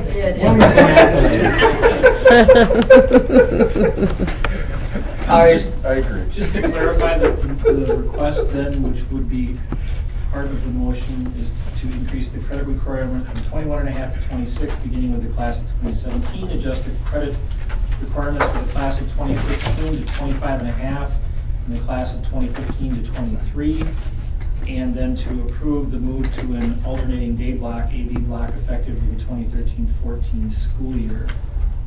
Whatever Bill wants to do. The only point of clarification is 24.5, not 25.5. 4.5 for 2016, yes. The one question I have, and of course I made the second, the math and science, we say we're going to increase by 1, but do we have a timetable of when that increase will happen? Well, the requirements that we're putting out here is in effect for the class of 2017. I mean, that's when it would become implemented for those requirements to increase in math and science. But up till then, they may have electives, but they don't have to have that extra math and science, the way we have it laid out. The way it's set up right now, yes. Okay. Bill, when you were talking to the folks down at Wanakee down there, was there any problems or any glitches that come about because of the block system? Well, they've had some interesting things happen down there. They went through a variety of different schedules before they finally landed on the AB block. They had some interesting, they had a block on Monday, Tuesday, Wednesday, Thursday, and Friday they had all the classes meet. And then they said, we don't want to do that because they found out that every teacher was given a test on Friday, so the kids were getting 8 tests on Friday. And so that created some problems there. So that's the reason why they moved to this. No, I mean, again, it comes down to nothing of significance. There's no, like I said before, there's no perfect schedule. And, you know, as many things as they could find that might be, you know, drawbacks, the biggest thing that Brian Kirsten, who's the principal at Wanakee, you know, told me is make sure that you provide professional development on the front end in terms of how to teach in the block, because, and I alluded to this in the proposal, it's not about taking your lesson plans from, you know, Monday and Tuesday in our current, you know, structured environment and compress them into one day and, okay, there's Monday. And then take, you know, it's not about taking 2 classes and making them one, because in that some cases you'd have situations where you'd have teachers lecturing for 90 minutes straight. You can't do that. You will not be able to maintain the interest of any individual, adult or otherwise, especially not an adolescent, for 90 minutes of sitting and getting. Just is not going to work. Well, especially so that's the key. If built into that, we're talking about helping all of our faculty understand that they're teaching all children. Right. So we're teaching literacy and science, and we're teaching math and phys ed. And you can do that. You can teach physics to skateboarders, especially if they want to learn how when they can't do their triple flip. Weight times velocity times. Anyway, my point is, I'm sure that our faculty will embrace that 90 minutes and recognize that there are opportunities for short essays, long essays, et cetera, in a variety of subjects. Any further discussion?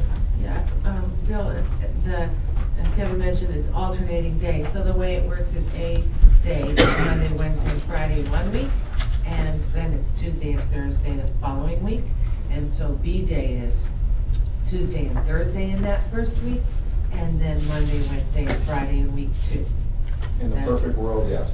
That's how I'm familiar with that schedule from the high school in Colorado, and it seemed to work very well for those kids, that's for sure. I didn't have all of the information, I'm sure, at that point, but it worked for families. It worked very well. It puts kids in a situation too where they have no more than 4 classes in a given day, which means that the homework load on any given night, you know, is no more than 4. And again, so if I have 4 classes on Monday, the homework I receive in that class is due on Wednesday. I have some time in which to digest that. I can work on homework Monday night. I can go and see my teachers on Tuesday, perhaps, if, you know, I have before or after school during enrichment time to get some help and get some clarification. So when I come back on Wednesday, you know, I might have a better understanding. That's one of the things that's been discussed. And that the students that want to feel those two as being, you know, a plus in that regard. Is it too simple to think that that split lunch period for the second lunch group could have study hall before or in this as the split class, or is that a simplistic view to return afterward to study hall, place of study halls around the lunch? It's a possibility, but it really depends upon how many students we take a study hall, and that would only be, you know, again, could we try to make sure that any study halls offered during third block are in that splits environment? We could, yeah, we definitely could. And again, we'll have far more flexibility with this schedule in terms of making those types of adjustments than we do currently, because our lunch, you know, we have classes and lunch periods that are kind of segregated by grade. This would create an environment we wouldn't have to worry about that. We could have a lot more opportunity to move and shift things around. Study hall would be one of those classes that could be split by the lunch. Certainly far more manageable than, again, some of the ones we mentioned. Would it be feasible? I mean, I think we could ask questions all night long, but there's a lot of answers we don't have yet. Sure. Obviously, you need to start somewhere. I think part of the process that's going to be important, I'll leave it up to you guys how it's done, but the importance of this has to be expressed to the kids. So it's just not them walking in, it's like all of a sudden the schedules are all screwed up, and they don't understand why. You have plenty of opportunity to do that with the course of 2 or 3 years to hone in and really we'd be educating our students over the course of this coming year, because, you know, this would be implemented in the fall of 2013 and say, hey, you know, kids, here's the deal. We're going to an alternating day block. chance to take 8 credits per year. You can take 7, 7.5, or 8 credits based upon, if you were to take a study hall and not take a study hall. This is what the day could potentially look like, that kind of thing. So they have a sense as far as what they're in for. There's been a number of people that are on our faculty who have taught in both a traditional environment like we have here and a block. I have had that experience. I know Melissa Hansen's had that experience. I just have a number of people that are on our teaching staff. And we've all said the same thing, and that is if we had the choice of, if I were to go back in the classroom, I would only look to teach in a block environment. And everybody has expressed that same opportunity because, again, it's about being able to get into more depth and instead of having the curriculum that's a mile long and an inch deep, you can take that and now you can spend more time getting into more detail about specific subjects as opposed to just trying to cover the curriculum. Because there's a difference between covering it. I do chapter 1 today, 2 tomorrow, 3. That's who cares. It's about what are students learning within that type of situation, and the block provides it up. Those in favor of the motion by Mr. Vidro, which is seconded by Mr. Meering, please signify by saying aye. Aye. Those opposed? Motion carried. Allow to. Thank you. Thank you. Yeah.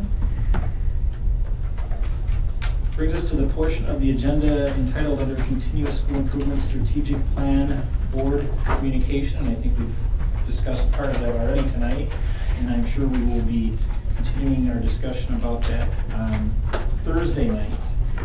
Dr. Rosenthal, I don't know if there's any further. Peter, do you want to address that? I just want to encourage our committees, our board committees, to consider an idea that at least twice a year the committees report out to the public what the accomplishments of the committee have been. That way, with 5 committees that we have, there are 10 communications to the community around buildings and grounds, around finance, around educational policy, that can inform our community of the work that is happening, that is actually presented by the board rather than just the district administrator or through our bi-monthly meetings.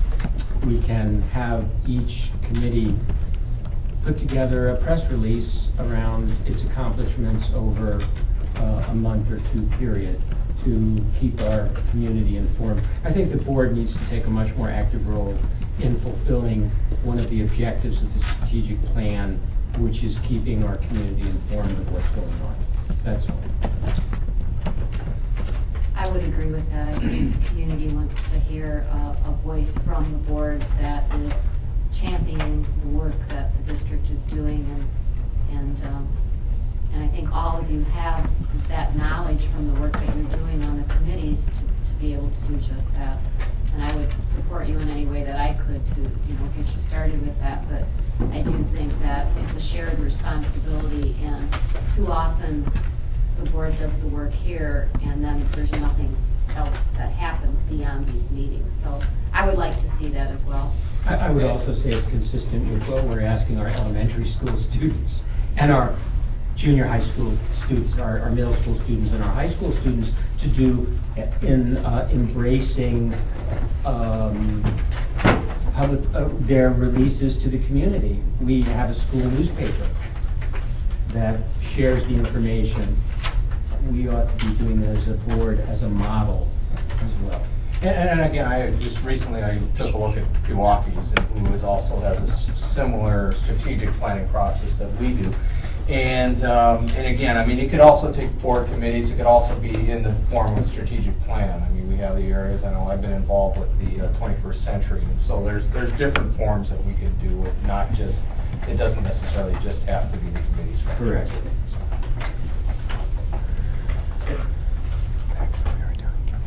There's no further discussion on that, which I'm sure we will have additional discussion in the future. Brings us to personnel recommendations, of which the first is the acceptance of a resignation from Al Bierman, the ELL position, and that is Kelly Bolden. I would entertain a motion to accept. I move to approve. Resignation. Second. Motion by Meering, Miriam, seconded by Riley. Any discussion? Hearing none, those in favor signify by saying aye. Aye. Those opposed? Resignation thus approved. Brings us to the new hires. The first is East Kindergarten, Michael Lutz at salary replacement B 9.5. Background was provided in your board packet. Move to approve. Second. Motion by McNevin, seconded by Mr. Mearing. Any discussion? I think it's wonderful to have more male influence in our kindergarten and pre-kindergarten program, and Mr. Lutz certainly comes with a lot of experience. I don't think it'll be too long and you'll see this individual in front of the board. He has expertise in quite a few areas and is anxious to bring some of that to our district. As long as he's good at PowerPoint. We'll work on it. The first thing we gotta do. He's way beyond PowerPoint. Any further discussion? Hearing none, those in favor of the hire of Michael Lutz for East Kindergarten signify by saying aye. Aye. Those opposed? Motion carried. Congratulations to Mr. Lutz. And that brings us to the Jack Young Middle School grade 7 math position. And is it Mari or Mary? Mari. Mari.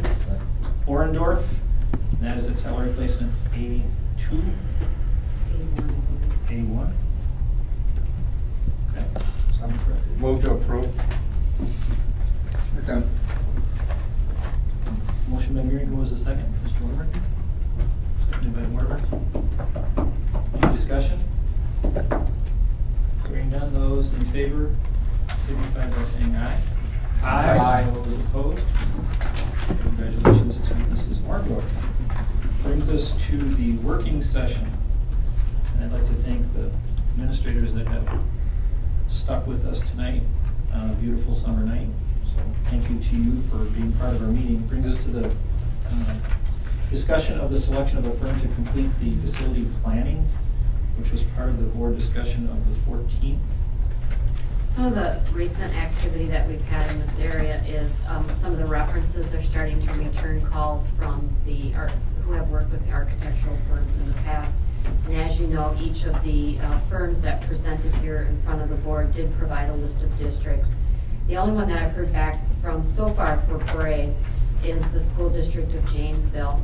And they indicated that Bray was very professional, communicated well, they were responsive, although they didn't come in and do a facility study.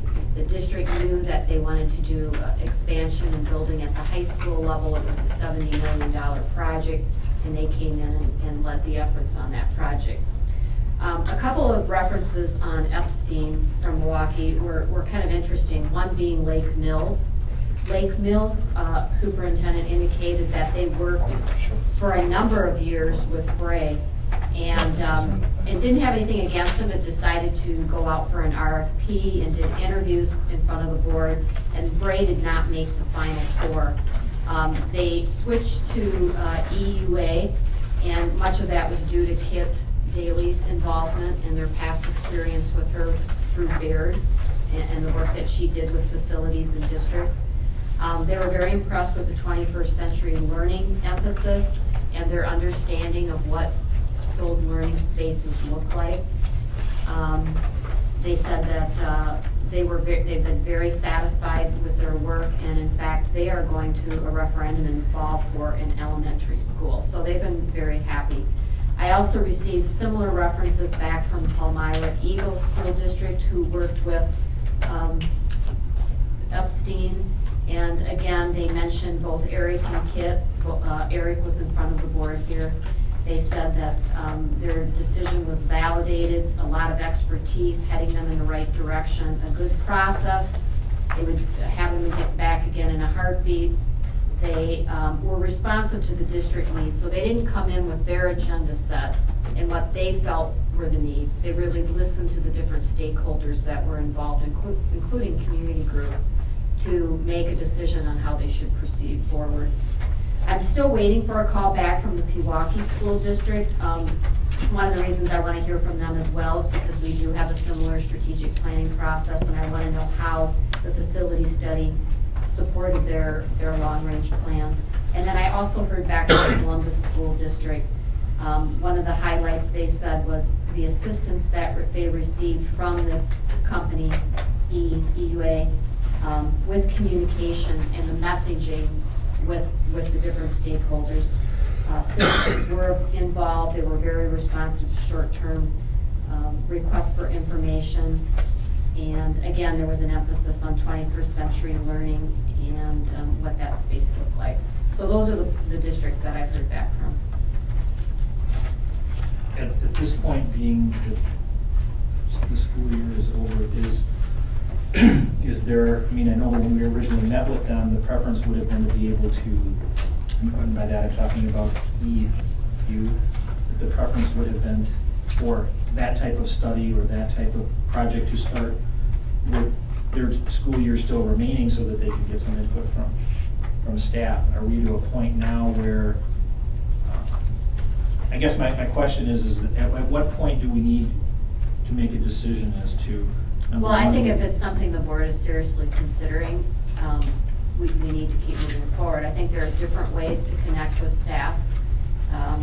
You know, we're still working with surveys and targeting specific staff to refine our job descriptions over the summer. Not everyone is available, but I think there are different ways to get that information out, to hold informational sessions, to start with that first step, which is talking to staff, coming into buildings, looking at the physical structures and how we're currently utilizing space. As I understand this, there is both a short-term need for GLW and reconfiguration and expansion, as well as beginning a longer-term process for potential.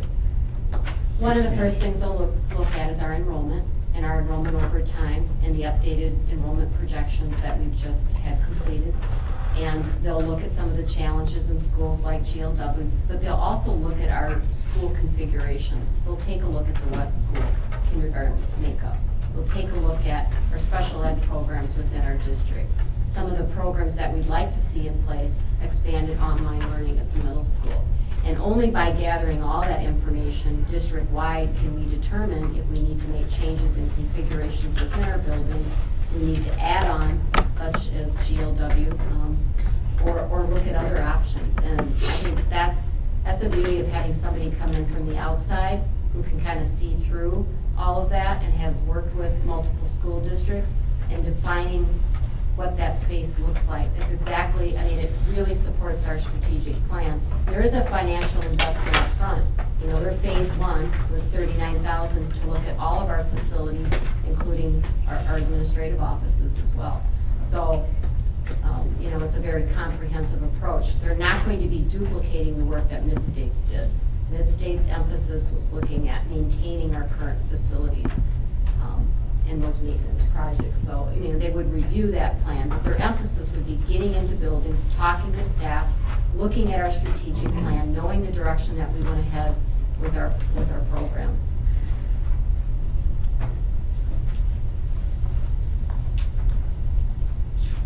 I'll move to accept the proposal of Epstein. And I'll second that. Is there any continued discussion? Well, I mean, again, obviously, this is just step one, and that's obviously, it's a step, big step, but I believe that as we, even this Thursday, we have our discussion on strategic planning, it's critical that we do our planning process moving forward, just as Bill speaks about, well, you know, I can accommodate this. Is this really, I think it's a great plan, but maybe it's not the ideal plan because of limitations that we have in other areas. So we need to be able to address where we have places where we can become more efficient and better at delivering our educational product to all of our stakeholders. And just as a review, because it may have been a while since you've looked at these materials, the phase one that we're talking about is the facility assessment. They mention all of the different schools, including Bell program and district office, so they're looking at a total of 9 buildings. And they're looking at physical conditions of the facilities, site capacity, building capacity, looking at educational adequacy, and I know that will tie back into our 21st century learning goals with our strategic planning. But then the piece that they can really deliver, as well as the public outreach piece. You know, really engaging with the community and strategizing that process, developing key messages, and really looking at future planning for our district. That's why I would support the EUA, is in large part because of the position that they devote to community outreach, the kids' position, and the success that they've had with other districts by engaging the community in the discussions and then in keeping the community apprised of progress and bringing them on board, so that should a referendum be necessary, people are informed and prepared and supportive. Further discussion, having a motion and a second on the floor. Hearing none, those in favor, please signify by saying aye. Aye. Those opposed, motion carried. Thank you for that leading in the discussion, Dr. Risenthal. Brings us to the portion of the agenda under the working session entitled Capital Improvement Project Recommendations, and for that I'm going to turn to Mr. Long. By looking at the stuff in front of me for this meeting, I thought maybe I was at the wrong meeting after listening to Lori and Bill. I don't think my stuff is nearly as interesting. I'm going to break it into three parts. I'm going to talk to you about two contracts that we need board approval for, and I want to talk about the bleachers a little bit, and then I'd like to talk about the Jack Young Middle School. So the first project that we'd like board action on was the repair of the maintenance floor, and over the years, just bringing the vehicles in and the salt and everything has pitted that floor to the point where we had ponding. We did actually receive 4 bids for the process. The lowest bid was from LA Crystal, and one of the bids was local. This is not, it's kind of a specialty thing that there aren't too many people involved in. So I'd recommend that we approve the contract to LA Crystal for $18,600. Jim, just kind of, how does, or to the committee members, when we prioritize our capital maintenance projects, how does this compare to, say, painting the pool at the middle school that you and I looked at with Al? Sure. Our parameters with the process that included these two projects was they need to be completed by June 30th. So yes, we have a significant issue at the pool. We're aware of it. We've been aware of it for years. It's in our 5-year maintenance plan. We have the sound panels, which have been repaired once already, dropping out of the sky. Thankfully, I don't know that anybody's been hit. Most of them fall overnight. We need to find the manufacturer, have new panels developed, and have those put in place. But in order to do that, the pool has to be drained. And then we have the 2 transfer pipes from the roof heads that, you know, the piers were not properly prepared until we get up there and really get close to them. The paint is flaking off in big chips, and thankfully that's generally happening at night too, and they're big enough that we can fish them out of the water. Not a good thing. It needs to be addressed, but the only time it can be addressed would be during the month of August when the pool is normally shut down. Obviously, we couldn't get that accomplished before June 30th, but it is something that we need to look at in the very near future. I guess I'd rather, I mean, when it comes to prioritization, I'd hate to pick our projects based on the deadline to complete. I'd rather set dollars aside and say these are our priorities based on, you know, when we looked at the pool, it looked like a safety issue. I mean, you got panels, hundreds of panels falling from the ceiling. You got paint chips, you know, the size of a sheet of paper falling into the pool where kids are swimming. I realize it's a tight window to get it done at some point, but we just got to get it done. Right, Sean, it was already on a 5-year plan, already scheduled for next year, even though it would have been nice to move it up But with the projects at the middle school up there and the track out here, our maintenance staff is sort of, would be overloaded trying to throw another one project in there as far as trying to hit that window and. Well, but doing the floor is more important than you know, I think one's an issue of safety and one's an issue that probably needs to be addressed. When you have things like ponding and things like that on the shop floor, you certainly don't want that, but I guess I'd choose the safety of the kids over the, you know, the chip floor. There's no doubt in our mind that it's a priority, but we couldn't get it accomplished until August. You know, and again, I know where Sean is, and I agree with many of this. And again, where we are today, maybe we don't have the time to do it to get it done by August, or end of August, because you probably only have that one window of the end of July to the beginning of September. But you know, another planning point in that is when we start looking at the piping and so forth. I know at one time we looked at solar heating for that, but they said there wasn't enough support structure. That might be something while we're working on the pipes, just cleaning up and painting them. Is there something we can do to increase that support structure so we can have solar heating, passive solar heating, which would give us significant savings in energy too? You know, it's a good question, Mike. I just go back to my point of, you know, yes, we only have the time in August when the pool is down that it could be drained and painted and fixed. If a panel falls off and hits a kid in swim class, do you think we'll have time to get the project done then? I think we probably would.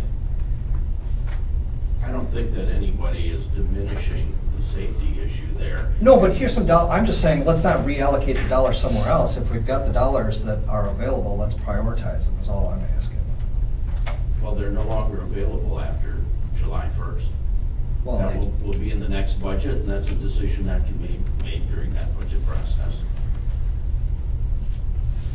As chairman of Building and Grounds, have you looked at this, Gary? Up there? No, I haven't, not lately, no. Well, I think it's kind of interesting, Building and Grounds looked at this. Isn't that what the committee is? Sean, it was you and I and Al Szymanski. Oh, Al Szymanski. That's right. It's not that we're not aware of the project. Right. We're very aware. This has been happening for a lesser degree over the course of a few years here, but on the 5-year plan, it was scheduled, like I said, for next year, and it's just the work from the maintenance staff here during the summer, not with only going through and do all the school buildings and stuff like this, also working with extra duties they have to do with the middle school and also with the track out here. Well, this one's kind of extended. It just seems kind of past what our maintenance crew is going to do. I mean, we're not going to paint it, I would assume, or you know. No, but there's other issues like draining the pool and other things. There's the plate is full right now of stuff that's already been budgeted for and going on. Would the chair of BG&T be willing to entertain sometime in the next 2 or 3 weeks when the three of us as a committee can get together? Sure. Taking in 3 things. Number 1, the status of the improvements to the track and the athletic complex. Number 2, the status of which I'm sure is going to come from Mr. Long here shortly, the situation with the middle school wall, and also look at the pool. We could just have a walking tour. And, sure. I mean, we got a lot of dollars in play here, and I think that as the BG&T, that probably would make sense for us to do that.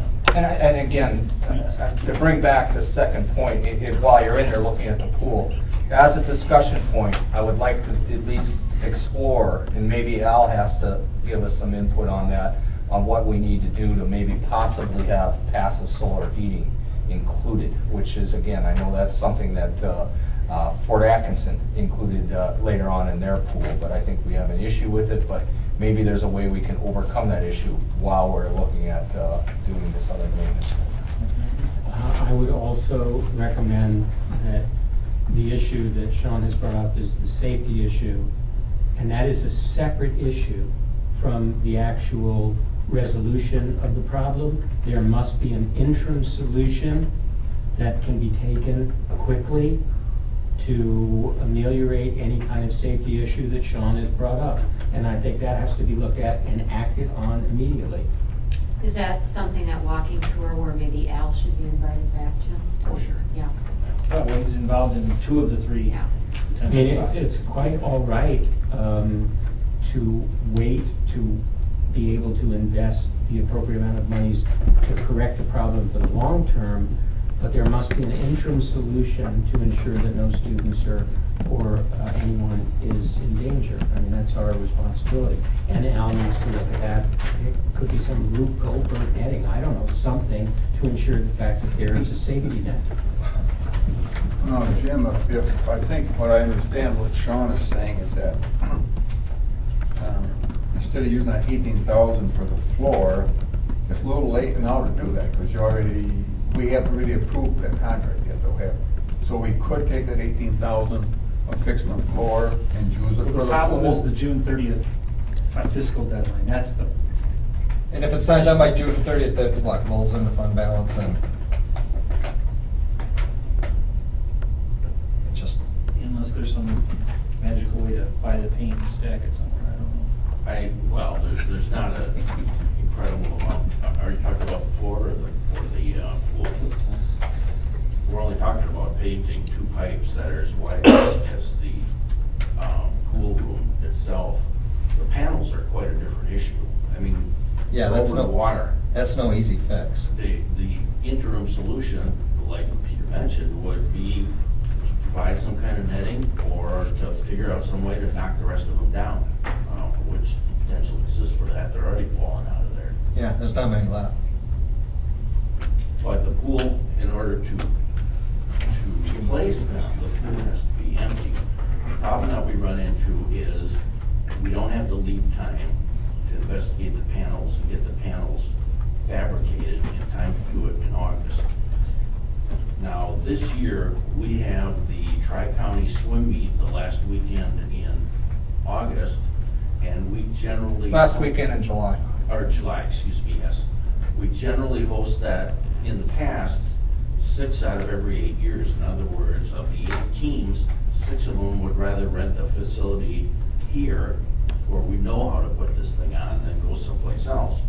Now that I think will probably change with Sun Prairie's new pool, but we're still looking at, on a regular basis, that last weekend in July, having this monster swim meet where we've got 1,000 kids and probably 2,000 parents there. Obviously, can't drain the pool before that meet is over. Jim. But on the other end, we have girls swim starting mid-August. We don't want the pool drained for that either. Yeah, we can send them someplace else. Even so, we don't feel that we can take care of the panels and the painting in less than a 5-week time frame with a couple of months of lead time. My only issue, and I think I heard you say, with Al's input, that the panels can be removed, which are the potential safety hazard. They can be removed and thus eliminate the safety hazard. That's all that I'm recommending needs to be done now. Before these meets and before, as soon as we can, let's get rid of the safety issue. If it's removing the panels, let's remove the panels. We don't have to drain the pool for that. And then let's move forward. You may have to. I don't know how you get above the water where the panels are without coming from down below the panels. Well, I'm sure Al. 40-foot reach to the center of the pool. Yeah, I don't think you can do that. Well, let's let Al take a look and recommend what engineering there might be to be able to do that. I mean, I'm sure people get hoisted up there. You know, we've had a rather long meeting, and I'd like to suggest maybe we just have a competition between the board members and see who can knock down the most panels. And we raise community funds, we go out and solicit like everybody does to us. If Sean gets 10 panels, he gets $10 from his sponsor. Well, we can include the administration in on this too. Well, I think Sean raises a good point in terms of the safety, and I know there's a lot of logistics, but maybe there is a compromise, something short-term that we can do, because meet or no meet, I mean, we certainly don't want to have thousands of people here, hundreds of people here, and have some panels drop off on people. No. I mean, that has to be addressed. Well, really that, as far as I'm concerned, that maintenance floor to me is not a priority. I mean, that floor's been like that for years, and it is a maintenance building, it's not a classroom. If the pool's more important, if that's a safety hazard, maybe we should go that route. I don't know, it's just a, and I haven't even looked at the pool, I haven't heard anything about it, so. Well, do we have to, and can we look at it, and even in the interim from this meeting to the next, BG&T can look at it and we can address it at the next meeting? Is that any serious issue there, Jim?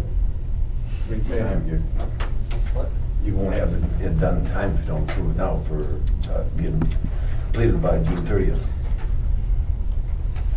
I would just hate to have us do all the research for the panels and say, okay, it's this project next year, and then we don't have the money to do the project. You know, we're coming up with next year's budget, and things are gonna be tight, and it's like, okay, well, we really don't have the priority to make this happen this year. You know, we've said it's gone on so long that it's made our 5-year capital improvement plan. And it's still on our 5-year capital improvement plan on the update. You know, if that's the case, it means to me that we've put it off long enough. And at least, it might be symbolic, but at least we're taking the money and saying, hey, we didn't spend it here. We let it roll into fund balance. Technically, we have that money set aside to get this project done. Because I'd hate to have us be scrambling trying to figure out what's a greater priority next year. So is there a motion to? Well, did we have a motion? You made a recommendation, there was no motion on. Okay, so Okay, just wanted to make sure, that was a while back. So, Do you want a motion not to approve that recommendation and to shift those funds into fund balance?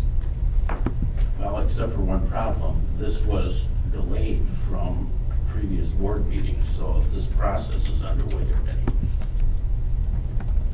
The maintenance shop floor underway in what way? getting accomplished. But aren't you in front of the board for approval because of the cost of the project?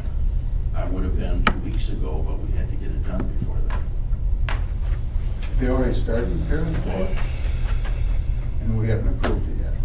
Well, we've approved generally these projects, haven't we? Yes. I mean, and this Unless is they just exceed 15,000, so we're talking about 3,000? It's an 18, we're talking about a $3,000 difference? Come on. The big issue here is the pool safety. If the pool safety is solved, then the board can move in the next fiscal year to allocate funds to get the pool panels and the painting done. And move forward with the other projects that we have already approved. We're here to approve a $3,000 variance, not the change of priorities. At least Is that a that's. motion? Yes, Okay. it's a motion. To approve the recommendation for, who was it again for the floor? L.A. Crystal. L.A. Crystal. I'll second that. Motion by Vidro, seconded by Cummings to approve the contract for L.A. Crystal for the maintenance shop floor project. Any further discussion? I just want to be clear, that's a $3,000 overage from the $15,000 which has Yes. been approved. Okay, thank you. Those in favor signify by saying aye. Aye. Those opposed? Nay. No, Mr. McNevins may vote. Okay. Secondly, approved was a project for a well to water the middle school fields, the soccer fields, and one of the practice fields. The city and the village of West Baraboo were totally against that, so the project will be to install piping from the hydrant on the northeast side of the middle school, which will provide spots along the way to hook up our water wheel, and will also provide spots for athletes and the public to get drinking water. However, this piping will be drained totally during the winter, so that there is no issue with freezing or any of that kind of thing. We did take bids from the 3 local contractors Terrytown, Sprecher, and Shoddy. Terrytown was the low bid at $16,895. Shoddy was at $25,210, and Sprecher decided not to bid. In addition, Terrytown has allowed us to direct purchase the materials, saving both the tax and his markup on that. And the list of materials was provided to all three bidders. So I recommend we allow the bid for Terrytown at $16,895. Does that $16,895 include the material? No, separate. Materials are $12,717.34. Oh, well then what Shoddy's? Did Shoddy's include the material? They did not. Okay, so then there's, okay. We're looking at labor only. All right. Jim, on this water coming from the city, what's the cost on going to be on the water? We estimated 6 months of use at about $2,400, and so about $400 a month. And of course, because it's watering fields and that, there's no sewage charge on it or impervious surface charge on it annually. Still waiting for a motion. Is this under the budget of the local track and field and all of these? No, this was under the proposal to achieve $250,000 of capital maintenance projects by June 30th. Move to approve. Second. Motion by McNevin, seconded by Cummings. Question: How do we have a drinking fountain along the way if we don't have any drainage? Well, we're just piping it up. So it just will go on the ground? Okay. Yep. And it's, the fountains were donated by Terrytown. Okay. As something to make it more conducive to the teams that are practicing as well as the patrons. So Terrytown figure, would you say 16 something? Didn't we have is this the 30,000 we had figured in this project to be completed by June 30th? Yes. Okay. Any further discussion? Hearing none, those in favor, please signify by saying aye. Aye. Those opposed? Motion carried. One last, Mr. Long. The maintenance staff spend a significant amount of time repairing the bleachers in the high school gym here, which are now nearing 50 years old. We have them inspected every year. They point out deficiencies in the undercarriage, which is our biggest concern, although we do have others. We're to the point where we're cutting out pieces, fabricating them in the shop, welding them back on, keeping our fingers crossed. We're to that point. It's well beyond its life cycle. In addition, the handrails that we have no longer meet code. We are grandfathered in for a short period of time, but we know already that they do not meet code. And lastly, our bleachers, if you sat in them, are open in the front where your feet go, and that also no longer meets code. So based on everything that happened this summer in terms of repairing the bleachers and knowing that we had those code concerns, we had our bleacher company come in and do a thorough inspection for us. Not that they don't every year, but they recommended that we replace those bleachers within the next year, possibly two, but they would like to see it done in a year from now. And next summer, when we go in there again, we'll be doing the same thing because parts are no longer available and we're just fabricating pieces to keep these things operating, as well as needing to deal with those two code issues. So we had a bid from the Goodson Company for $138,000 for the bleachers and $8,000 for removal and disposal of the existing bleachers. And Kevin Bodak noticed that the bid was already out of date. So we went out and we took bids from 3 companies. WPC, which is out of Bayside, and VIP Industries out of Partyville, as long as the Goodson Company out of Milwaukee. They chose to maintain their bid and probably will continue to maintain their bid as long as there's no change in the cost of materials. The other 2 bids were at $151.5 and $152.7. There are those in both the maintenance shop and on our inspection crew that feel that we should have changed them out right away this fall. We need 3 to 4 months lead time to get new bleachers manufactured. We need at least 2 weeks of no use of the gym at all to get this done. Obviously, it's not something that we would want to try and do immediately if we had to. Our bleacher inspector agreed that we have a 1-year life left in our bleachers, but we should be looking at adding these to our list of something that we would want to accomplish within the next year or 2 years at the latest. So just be apprised that you're talking about a $150,000 expense to replace all the bleachers in the gym. They're mechanical, they just don't last forever, and they're 50 years old. So that's something that'll be coming your way in the near future. Lastly, the middle school wall project. I was called up to the middle school. Our favorite topic. Yeah, we've been talking about it for a year and a half now.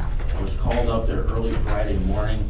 The guys had been on the job for about 4 hours. I asked them what took so long to come up with a problem. We had taken the brick off from the windows down on the first floor of the southwest corner, actually the worst classroom.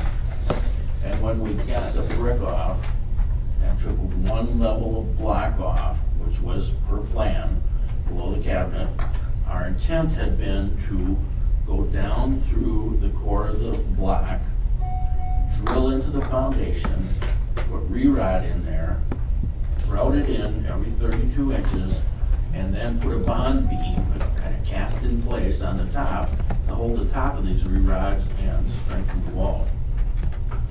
Once we got down there, it was very evident that the 3 courses of block that were above the lowest course absolutely had no stability whatsoever. You could take and grab onto one of those blocks and rock the whole wall. And what we discovered the problem was a vapor barrier that went on the foundation, up the first course of block, and then halfway through the block. So even though there was mortar on the front half of the block, it was sitting on plastic, and only the back half of the block had any connection in terms of the mortar. That was like building on sand. There was no way that we could let that continue. So I gave Kevin a call. Al Smansky got on the phone. Kevin said, don't stop the project, keep going. What we didn't know at that time was what the second floor condition would be. We will find that out tomorrow when they get down to the first course of block, but I think we're going to find the same condition. So basically, we're going to be going back to where we started in the first place and replacing all of the concrete block, except potentially the first course, which is very secure to the floor or the foundation structure, and then very secure to the floor structure above it. We've asked for a change order, the cost of materials and the cost of labor to replace that block, and we should have that within the next week or so. I'm guessing maybe $6,000 to $8,000. I don't know for sure, but it would be 3 courses of block in 4 classrooms at this point in time. We expect to see, yeah, it's basically the length of a classroom, 2 floors on each side. We expect to find the same condition because it's the same vapor barrier around the exterior of the entire building. So that's something we need to be prepared for in the future. Potentially what that could do, just thinking ahead, is we may not have enough time next summer to do both sides of the building with that additional block work. So we may have to consider going from a 2-year project to a 3-year project and doing the west side first and then the east side next, but that remains to be seen as we move forward. Early this afternoon, I received a video from Al Szymanski that was taken. You know, one of the issues that we were trying to correct was the flexing of that beam that did not maintain the wind load support that we needed, and that's why we have those angles going up to the roof. Once they had the brick off, the windows were still in place, so basically the structural wall was still there. You can see that entire wall moving about 1.5 to 2 inches because of what Al had described as not being enough support for wind load. So it just proves that in terms of the engineering that was done, it was the appropriate thing to do. But if I recall from the conversation with Alan, just for the rest of the board's information, the cabinets, we're looking at this point in not having to remove the cabinets. We're looking at this point in not having to remove or move the gas lines or the electrical that was part of the concern that we had when we kind of went to Plan B. Water and sewer. Right. So now, we did discover areas on the back side of those cabinets where there was a lot of water damage. So when the block is down, we're going to cut those pieces out and replace those.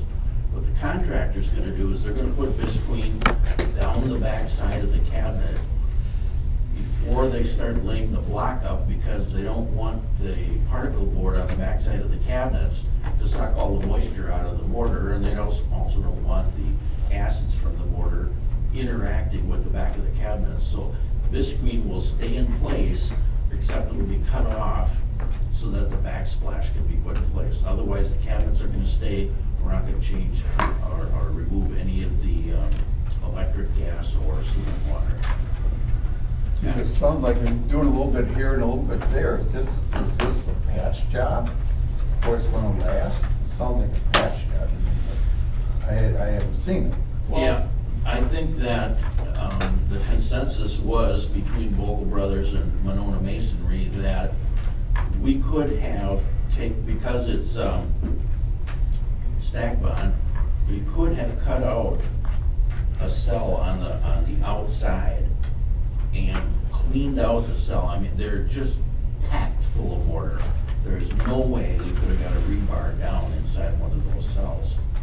So we could have cut it out, cleaned it out, drilled in the rebar, filled it up. You know, it was just way more time consuming, I don't know, probably labor intensive than replacing the block. That was the recommendation of both Monona Masonry and Vogel Brothers.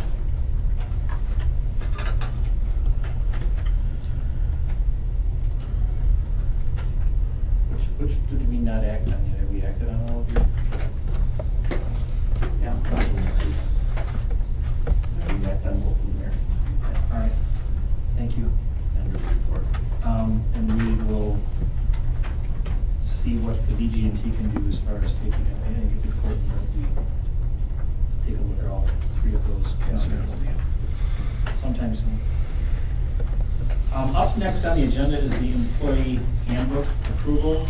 I would like to ask that we move that to the end of our open session agenda, which is right above the executive closed session. There was some information that was relayed by our attorneys that there's potential conflict with a couple of board members in discussing and voting on the handbook, so I'd like to take care of the open session, rest of the agenda if we could. That's okay with the rest of the board, which then brings us to the request for approval of the out-of-state trip. We did receive background from Ms. Gasser, and that is to the National culinary arts competitions in Orlando. I'll move to approve it. Motion by Neering, seconded by Riley. Any discussion? Hearing none, those in favor signify by saying aye. Aye. Those opposed? Good luck. Brings us to the policy adoptions revisions for the second reading, and for that discussion, I will turn to Chair of Policy, Mr.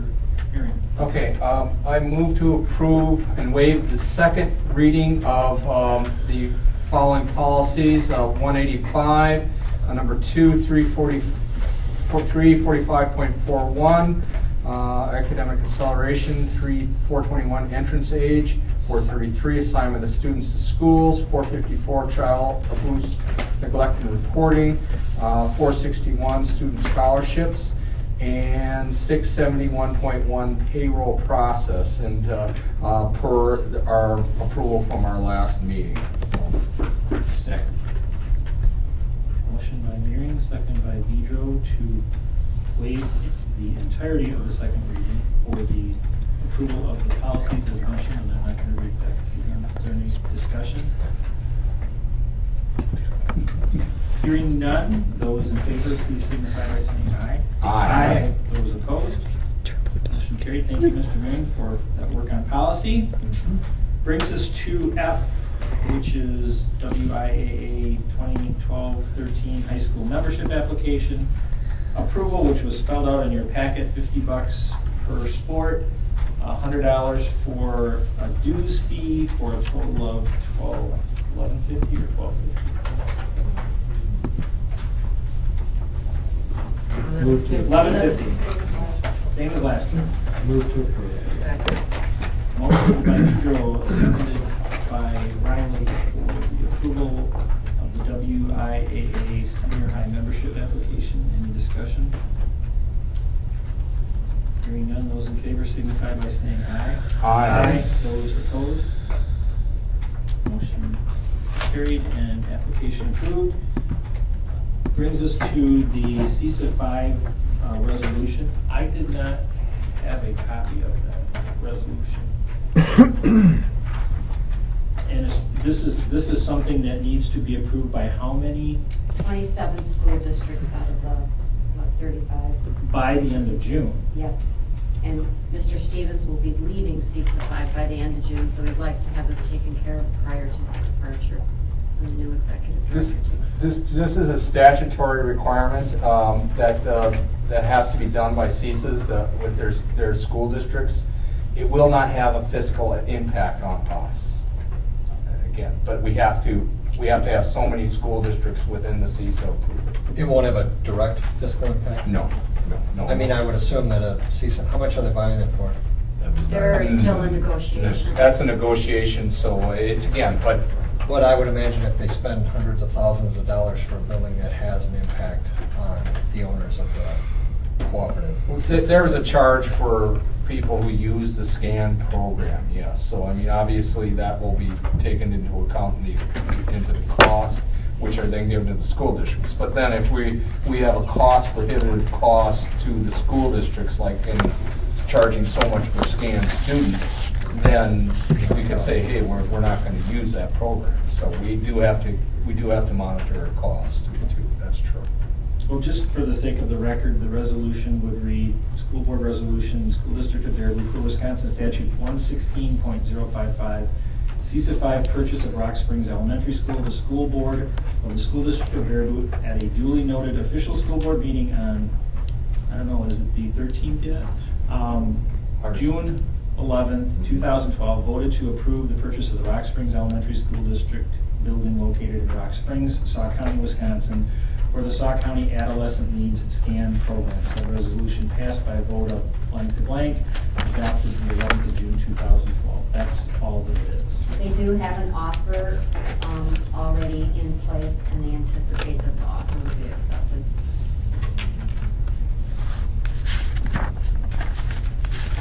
We have a motion and a second already on this. Where do our kids go to No, we don't have any motion. I so moved. Then. I thought we did.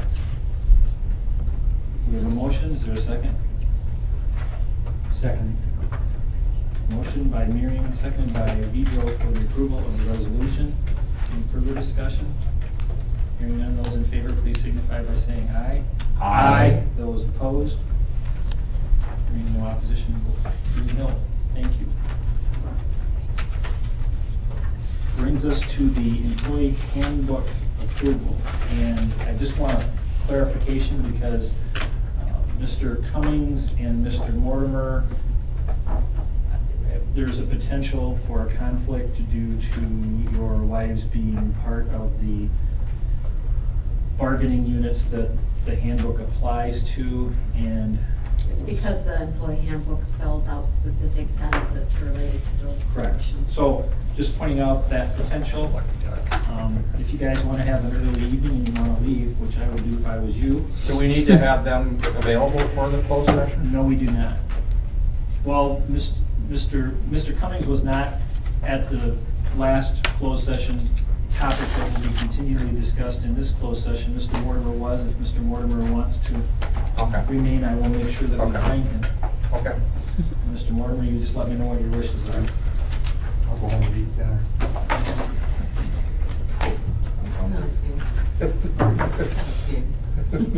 Yeah, I'm hungry now. Okay, good night, Gary. So you want me to just note this discussion? No, I'm good with Mr. Mortimer, not too meeting. Have some dinner for me.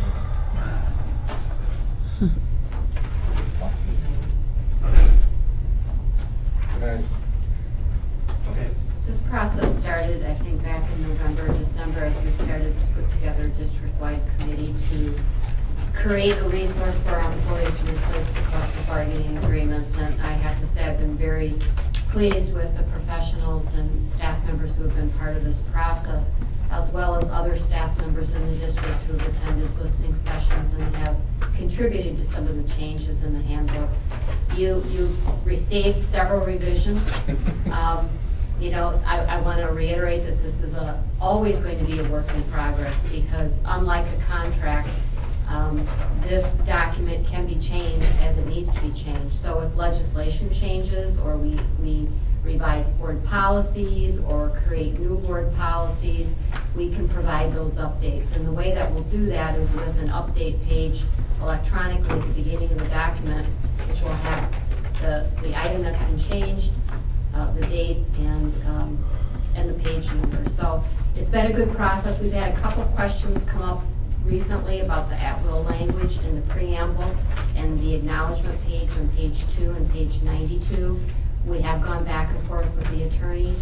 They are pretty adamant that that language remain in both sections. The preamble is the disclaimer for the handbook, and the acknowledgement is the place where employees sign off that they understand they are at will. Remember, this is not all employees. Those employees covered under contract and statutes 118.22 and 118.24, teachers and administrators, are not at-will employees. It verifies that they've read the handbook and that they will ask if they have questions about the handbook provisions. Both of these pages together help protect the district against claims that the handbook is a contract and that the employment relationship has been modified to provide guarantees greater than that at-will employment status. So I'd like to recommend that we keep the language as our legal counsel advises, and we will work with our staff members in clarifying what that language means and to continue to provide opportunities for people to come forward with questions or needs for clarification. I move to approve the employee handbook as it is so drafted at this point in time.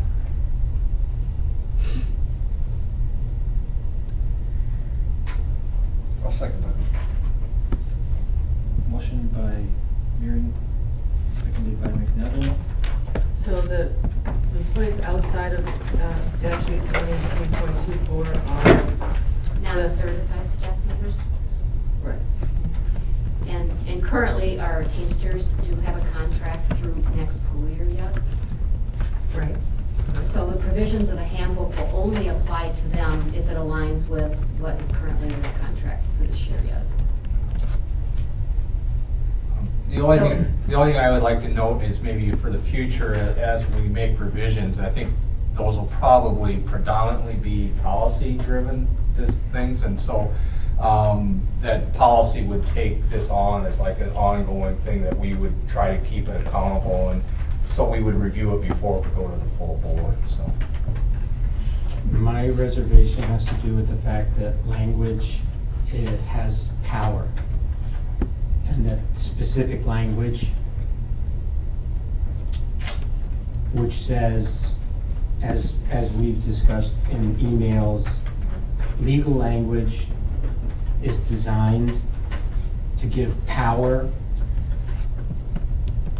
in one area or to deprive power in another area.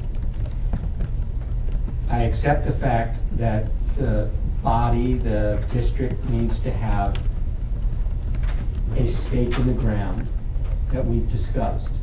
But I think that stake should never need to be used if we do our appropriate work in ensuring the fact that all of the members of the district understand that we're all in this together and that we are working toward a common end.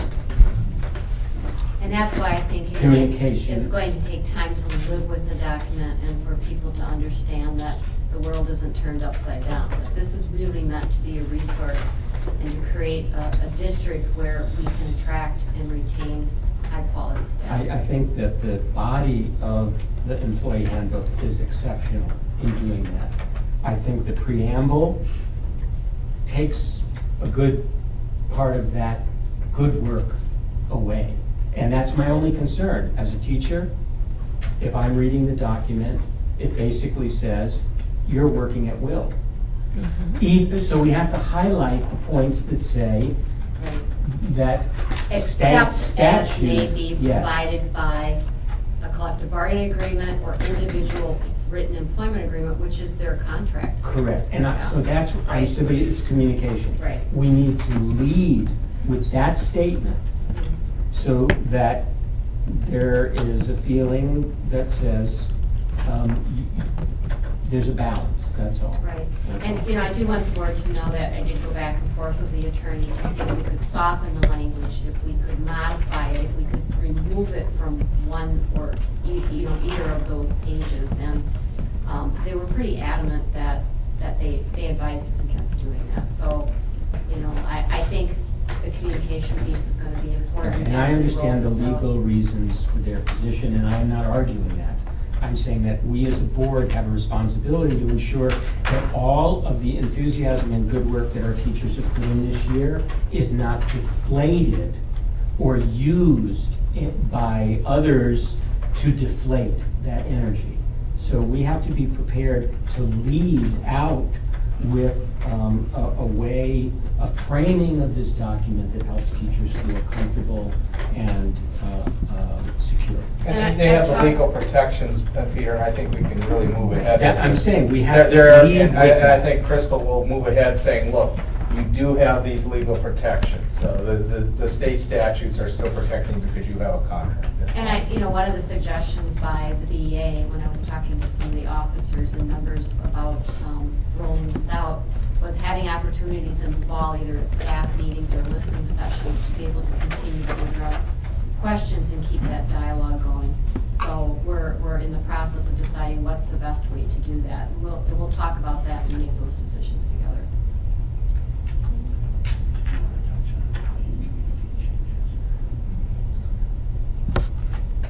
Okay, having a motion and a second for the acceptance of the handbook, I want to compliment the district administrator, Dr. Ritzenthaler. I know it's not a certain process, it's not a perfect process, and I think it's also important to realize that the other units that are involved in this have advice pulling them in an opposite direction as well. And I think that communication is extremely important, and that communication is two-way. And I think that we've, thus far anyway, from what I've seen in the communications from the committee that was involved with helping to review this and come up with suggestions, I hope that they communicate to their fellow members the inclusive process that went into this document, which may be changed at any time. No, I would agree, and I do believe that rather than depend upon other units to share this information, it's a part of our responsibility to ensure access to that information as widely as possible so that it cannot be misconstrued by what might be left out, what might be highlighted, that's all. I mean, this would be an important topic, like we talked about earlier, for the board to have a united voice on. The support of this document that serves as a guide for our district that, you know, has been inclusive and involving people in that process. Any other questions, discussion? Hearing none, those in favor of the acceptance of the employee handbook as presented thus far, which is ready to roll out, please signify by saying aye. Aye. Aye. Those opposed? Just a side note, we will have full-time employees, year-round employees, sign off on the document after June 30th. Others who will be returning in the fall will wait till the fall to go through that document with them.